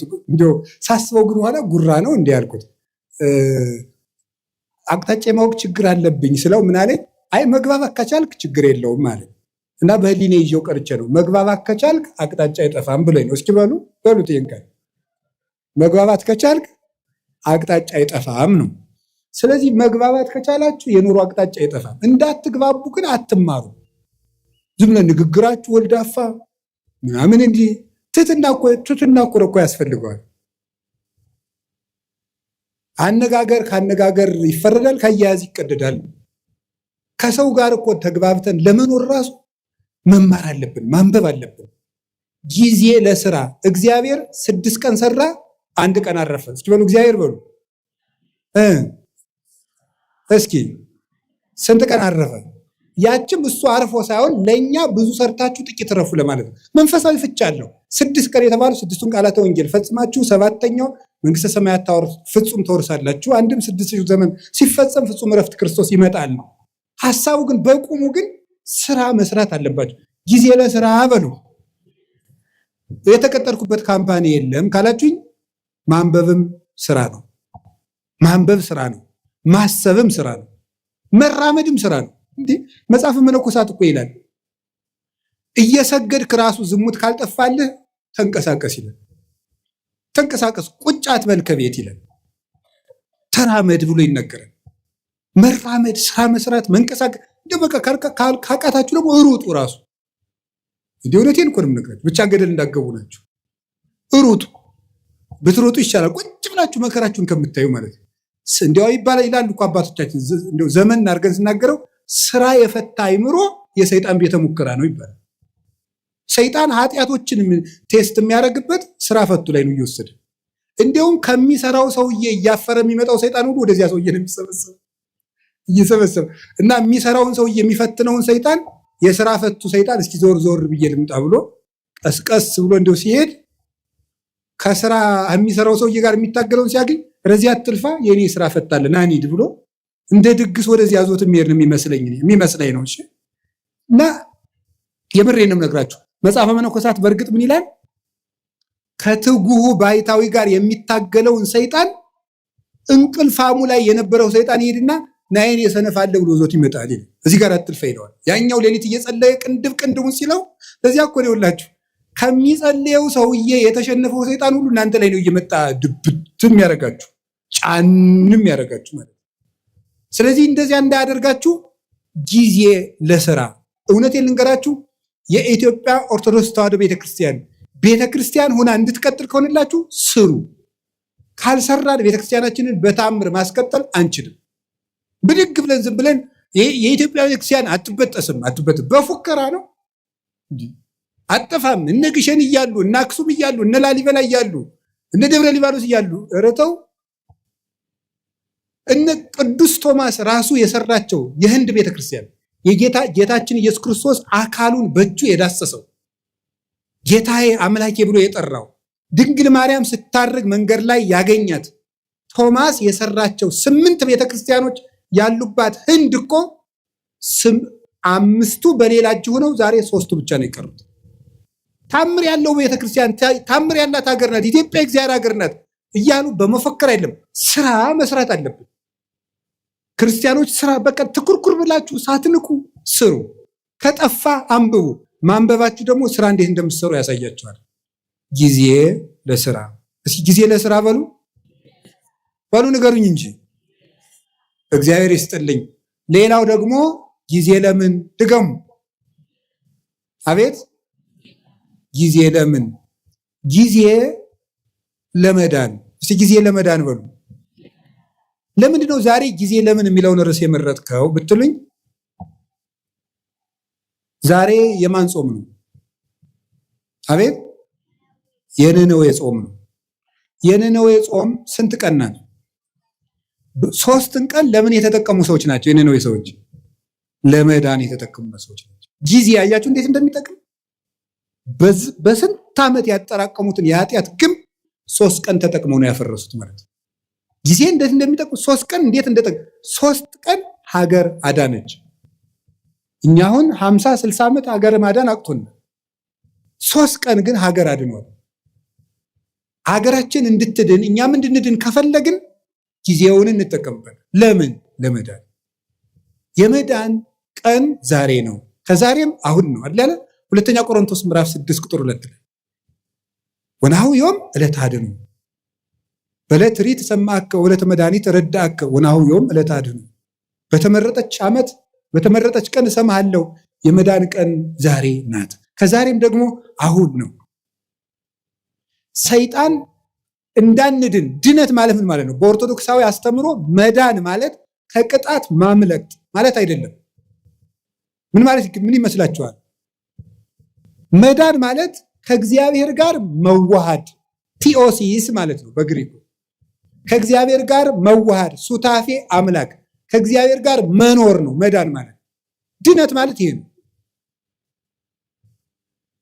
አሁን አንዳንድ ሰዎች እኔ ድኜ ጨርሻለሁ ይላል። እንዴ ከእግዚአብሔር ጋር መኖር የሚያበቃ ነገር ነው? መዳን ማለት ከእግዚአብሔር ጋር መኖር። ከእግዚአብሔር ጋር መኖር ደግሞ ሁልጊዜ የሚቀጥል ነገር ነው። እግዚአብሔርን የሆነ እንደ ዕቃ የሆነ ተቀብለ ነው በቃ ምን እንለዋለን? ሁልጊዜ አብረነው ምን ኖረው። ከእግዚአብሔር ጋር መኖርን ጧትም ማታም ለመዳን መጠቀም አለብን። ሸይጣን ምን እንደሚያደርግ ልንገራችሁ። አንዱ መሰረታዊ የሰይጣን ተንኮል ጊዜ ከሰጠን ነገ ስለዚህ ልነግራችሁ እችላለሁ። አንዱ የሰይጣን መሰረታዊ ተንኮል እንድንዘገይ ማድረግ ነው። እንድንዘገይ ለምሳሌ ከመታረቅ እንድንዘገይ ያደርገናል። ሳምንት እንታረቃለን፣ የዛሬ ወር እንታረቃለን እንዳል ቂም ሆኖ ይቀራል ማለት ነው። ማዘጌት ቁርባን እናቀዳለን፣ እንድንዘገይ ነው የሚያደርገን። ይኸውላችሁ የማቴዎስ ወንጌል ምዕራፍ 25 ላይ እንደተጻፈው መንግስተ ሰማያት 10 ደናግል ትመስላለች ተባለ። ከዛ 5ቱ ጠባበኞች ናቸው፣ 5ቱ ሰነፎች ናቸው። 5ቱ ዘይት ይዘዋል። እነዚያ ዘይት አላዙ፣ ተኙ። ሙሽራው መንፈቀ ሌሊት መጣ። እነዚያ ግን ዘይት አልነበራቸውም። ሊገዙ ሄዱ። ተመልሰው ሲመጡ ምን ሆኖ ቆያቸው? በሩ ተዘግቶ። የእነዚህ ሰዎች ከፍተኛ ችግር ምንድን ነበር? መዘግየት ነበር። መዘግየት ነው በር ያዘጋባቸው። ዘይት የተባለች ፍቅር፣ ልጅነት፣ ትሕትና ናቸው። እነዚህን በጊዜ ያላዘ ሰው በር ከተዘጋ በኋላ ይሮጣል። በሩ ሳይዘጋ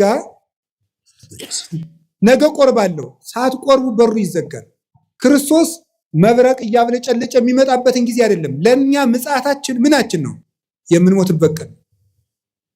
በሩ ይዘጋል። ሳንቆርብ ይመጣል፣ ሳንታረቅ ይመጣል፣ ሳንጸልይ ይመጣል፣ የቀማነውን ሳንመልስ ይመጣል፣ የበደልነው ሳንክሰው ይመጣል፣ እንደተዝረከረክን ይመጣል። የነዚህ ሰዎች የነነዌ ሰዎች ትልቁ ነገራቸው ወዲያው ጊዜን ተጠቅመው መወሰናቸው ነው። እስከ 3 ቀን ድረስ ነነዌ ትገለበጣለች አለ። ወዲያው ትገለበጣለች ሲባል ንጉሱም ከዙፋኑ ወረደ፣ ሕፃናትም ጡት ተው፣ ከብቶችም እንዳይጠቡ ተደረገ። ወዲያው በ3 ቀን እግዚአብሔር ምሕረት ሰጠ። ያን ምሕረት ያገኙት በጊዜው በመወሰናቸው ነው። መታረቅ ካለባችሁ ዛሬ በቃ ከዛሬ በኋላ ይበቃችኋል። መቁረብ ካለባችሁ ካልቆረባችሁ አሁን ለቁርባን መዘጋጀት ነው።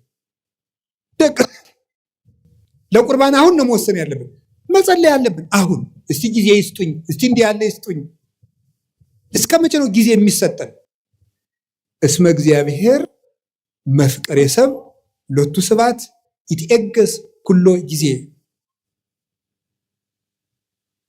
በልብ መታሰቡ በቃል መነገሩ ስሙ ከፍ ከፍ ይበልና ሰውን የሚወድ እግዚአብሔር ዘመን አስፍቶ ወራት አብዝቶ ለንስሐ ይሰጣል ይላል ቅዱስ ዮሐንስ እስክንድርያ ሃይማኖተ አበው ምዕራፍ 52 ቁጥር 26 ላይ ሲናገር ወራት አስፍቶ የሰጠን ለንስሐ ነው፣ ለመዳን ነው የሰጠን እንጂ እንጨቃጭቅበት አይደለም።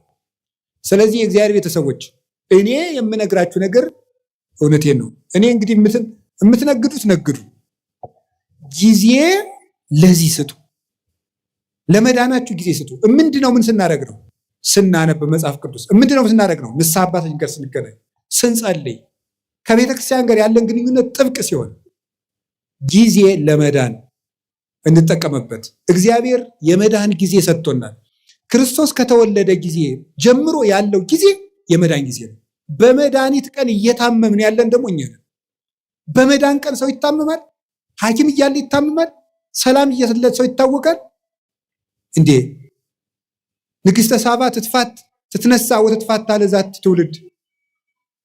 የሳባ ንግሥት ተነስታ ይችን ትውልድ ትፋረዳታለች። እስመ መጻት እምጽንፈ ምድር ከመ ትራይ ጥበቦ ለሰሎሞን። የሰሎሞንን ጥበብ ልታይ ከዚህ ከምድር ዳርቻ ከኢትዮጵያ አንስታ ተጉዛለችና ዘየአቢም ሰሎሞን ሀሎ ዜ ከሰሎሞን የሚበልጥ ጌታ ዛሬ እዚህ አለ። ሰላም በሌለበት ዘመን ጠራዋል። እኛ ግን ባለበት ዘመን ነው። እንጀራ እያለ ነው እየተራብን ያለው፣ ውሃ እያለ ነው የሚጠማን። መድኃኒት ተወልዶልን ነው የምንታምመው። የመዳን ቀን ዛሬ ነው። የመጨረሻ ድነት ለራስ። እስኪ በሉ ድገሙኝ እንጂ ድነት ለማን? ለራስ። እዚህ ላይ የምጠቅሳቸው ጌታችን ኢየሱስ ክርስቶስ ከመጾሙ ከማስተማሩ በፊት ስንት ቀን ጾመ? በሉ ንገሩ እንጂ 4 ቀን። ብዙ ምን ማለት ነው? ከማገልገላችሁ በፊት ለራሳችሁ ጊዜ ይኑራችሁ ለማለት ነው። ዮሐንስ መጥምቅ 6 ወር ከመስበኩ በፊት ስንት ዓመት በረሃ ነበር? 30 ዓመት በረሃ ነበር። ብዙ ሰዎች ለራሳቸው ጊዜ ሳይኖራቸው ለሰው አገልጋይ ሆነው ይመጣሉ። ለራሱ ጊዜ የሌለው ሰው የሚያገለግለውን ሰው ጨምሮ ይጎዳል እንጂ አይጠቅም። ቅዱስ ጳውሎስ ጌታችን ኢየሱስ ክርስቶስ ካነጋገረው በኋላ 3 ዓመት በአረብ በረሃ ኑሮ ለራሱ ጊዜ ሰጥቶ አዳምጦ ያስተምር ሄደ። ለራስ ጊዜ። ይሄ ግን ማንን ይኖርን መስል እንደውም ይላል ለሌሎች ከሰበኩ በኋላ እኔ የተጣልኩ እንዳሉ ሰውነቴን እጎስመዋለሁ ይላል። ለራሱ ጊዜ ነበረው። ጌታችን ኢየሱስ ክርስቶስ ሲያስተምር ውሎ ማታ ደብረ ዘይት የሚያድረው ሰው እያገለገላችሁ ለራሳችሁ ጊዜ ይኑራችሁ ለማለት ነው። ለራሳችሁ ጊዜ ይኑራችሁ። አባታችን አቡነ ተክለ ሃይማኖት ምድርን ሁሉ ሲያገለግሉ ከኖሩ በኋላ መጨረሻ ላይ የተናገሩት አንድ ቃል ነበር። መቅረዝ ቢጠፋ ማን ያበራለታል? ጨው አልጫ ቢሆን ማን ያጣፍጠዋል? እኔ ዙሪያ ሀገሩን ሁሉ ጨው አረኩት፣ እኔ ግን አልጫ ሆንኩ፣ ወዮልኛል። መጨረሻ ላይ ገርል እንዳልቀመሰ ሰው ይላቸዋል። ገርል እንዳልቀመሰ ሰው እንደገና ደግሞ በአንድ እግራቸው ቆመው ክርስቶስን ፍቅሩን እየፈለጉ መጋደል ጀምሮ ይላል። ይሄ ለራስ ጊዜ መስጠት ነው። ይሄ ማንን ይመለከታል? እኔን፣ የቤተ ክርስቲያን ሰዎችን። ከዛ ሰዓት ማንን ይመለከታል? አስተባባሪ። አስተባባሪ ብዙ ጊዜ ለራሱ ጊዜ የለውም። በዚህ ቁጭ በል ምናምን እንደዚህ በል ምናምን እንደዚህ። ይሄ በማህበር የሚደራጅ ሰንበት ተማሪ አይቆጡኝም፣ በጣም ነው የምንዋደደው። ሰንበት ተማሪ ለራሱ ጊዜ ያጣል። በቃ መዝሙር ይዘምራል፣ ሌሊት ያድራል፣ እንዲህ ይላል፣ ከበሮ ይመታል፣ ያስተባብራል። ለራሱ ጊዜ የለም። እዚህ ወጣቶችም ትኖራላችሁ፣ የጥምቀት አንጣፊዎቹ ለራሳችሁ ጊዜ ይኖራል። ለታቦቱ ጊዜ ሰጣችሁ፣ ማታ የሀገራችን ሰው ምን ይላል? ስትፈጭ ውላ አቦካች ባተላ ይላሉ። እንደዚህ ነው ማለት ነው። ስለዚህ ለራስ ጊዜ መቼ ነው የሚኖረን? ሁልጊዜ አስተባባሪ። ግን እንዳሉ ለከብቶች እያጠጣ እሱ ግን ይበሰብሳል ይባላል። ከብቶችን ያጠጣና ያረካቸዋል፣ እሱ ግን እየበሰበሰ ነው የሚሄደው። ስለዚህ ውሃን መሸከም ለመለምለም ከሆነ ጥሩ፣ ለመበስበስ ከሆነ ግን ጥቅም የለውም። ለራሳችን ጊዜ ይኑረን። ጌታ ለሐዋርያት ያላቸው እንዲህ ነበር፣ ለራሳችሁ ተጠንቀቁ፣ ለራሳችሁ እቀቡ ርእሰክሙ ኢታክብዱ ልበክሙ፣ ለራሳችሁ ተጠንቀቁ፣ ልቡናችሁን በመብል በመጠጥ በመቀማጠል አታክብዱት፣ ለራሳችሁ ጊዜ ስጡ ነው ያላቸው። ለራሳችሁ። ቅዱስ ዮሐንስ አፈወርቅ ደግሞ ምንድን ነው የሚለው? አንተ ሰው ከቤት በድን እያለ የሰው በድን ልትቀብር ከሰው ልቅሶ አትሄድም። የራስህ ቤት እያፈሰሰ የሰው ቤት ልትከድን አትሄድም። መጀመሪያ የራስህን በድን አውጣና ቅበር። መጀመሪያ የራስህን ቤት ክደን፣ እዛ የሌሎችን ቤት የሚያፈሰው ልትከድን ትሄዳለህ ይላል። ስለዚህ ለራሳችን ጊዜ እንዲኖረን ያስፈልጋል። ይሄ ዓለም ልንገራችሁ፣ እውነቴን ነው የምነግራችሁ የእግዚአብሔር ቤተሰቦች፣ እየገባችሁ እንደሆነም እንዳልሆነም አላውቅም፣ ወይ በጊዜም ይገባችኋል። ጨርሻለሁ፣ መጨረሻዬ ነው። አሁን የምንኖርበት ዓለም የ21ኛው ክፍለ ዘመን ወደፊትም የሚመጣው ዓለም ምንድን ነው የሚያደርገን ካላችሁኝ፣ ለራሳችን ጊዜ እንዳይኖረን ነው የሚያደርገን። ጊዜ እንዳይኖራችሁ ያደርጋል። ሌላው ቀርቶ እየተሳሳታችሁ እንደሆነ እንዳይገባችሁ ጭምር ነው የሚያደርገው። የምታስቡበትን ጊዜ ነው የሚያሳጣችሁ። እንዲሁ መቼ ነው የምታስቡ? ለመሆኑ ታስባላችሁ? ልንገራችሁ አንድ ነገር ማለት ነው። እንዲያውም አነብላችሁ ነበረ። እኔ ያው እንደናንተ ስልክ እጠቀማለሁ። ይሄ ሰፊ ስልክ መጽሐፍም አለው ስልኬ።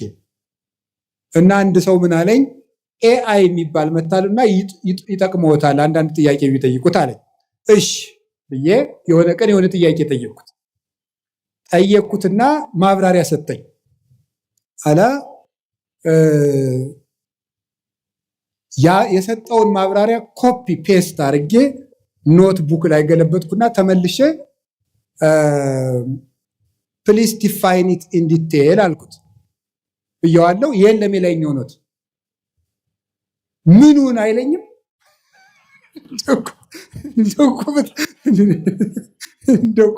በጣም ነው የገረመኝ እኔ ማለት ነው። እውነቴን ነው።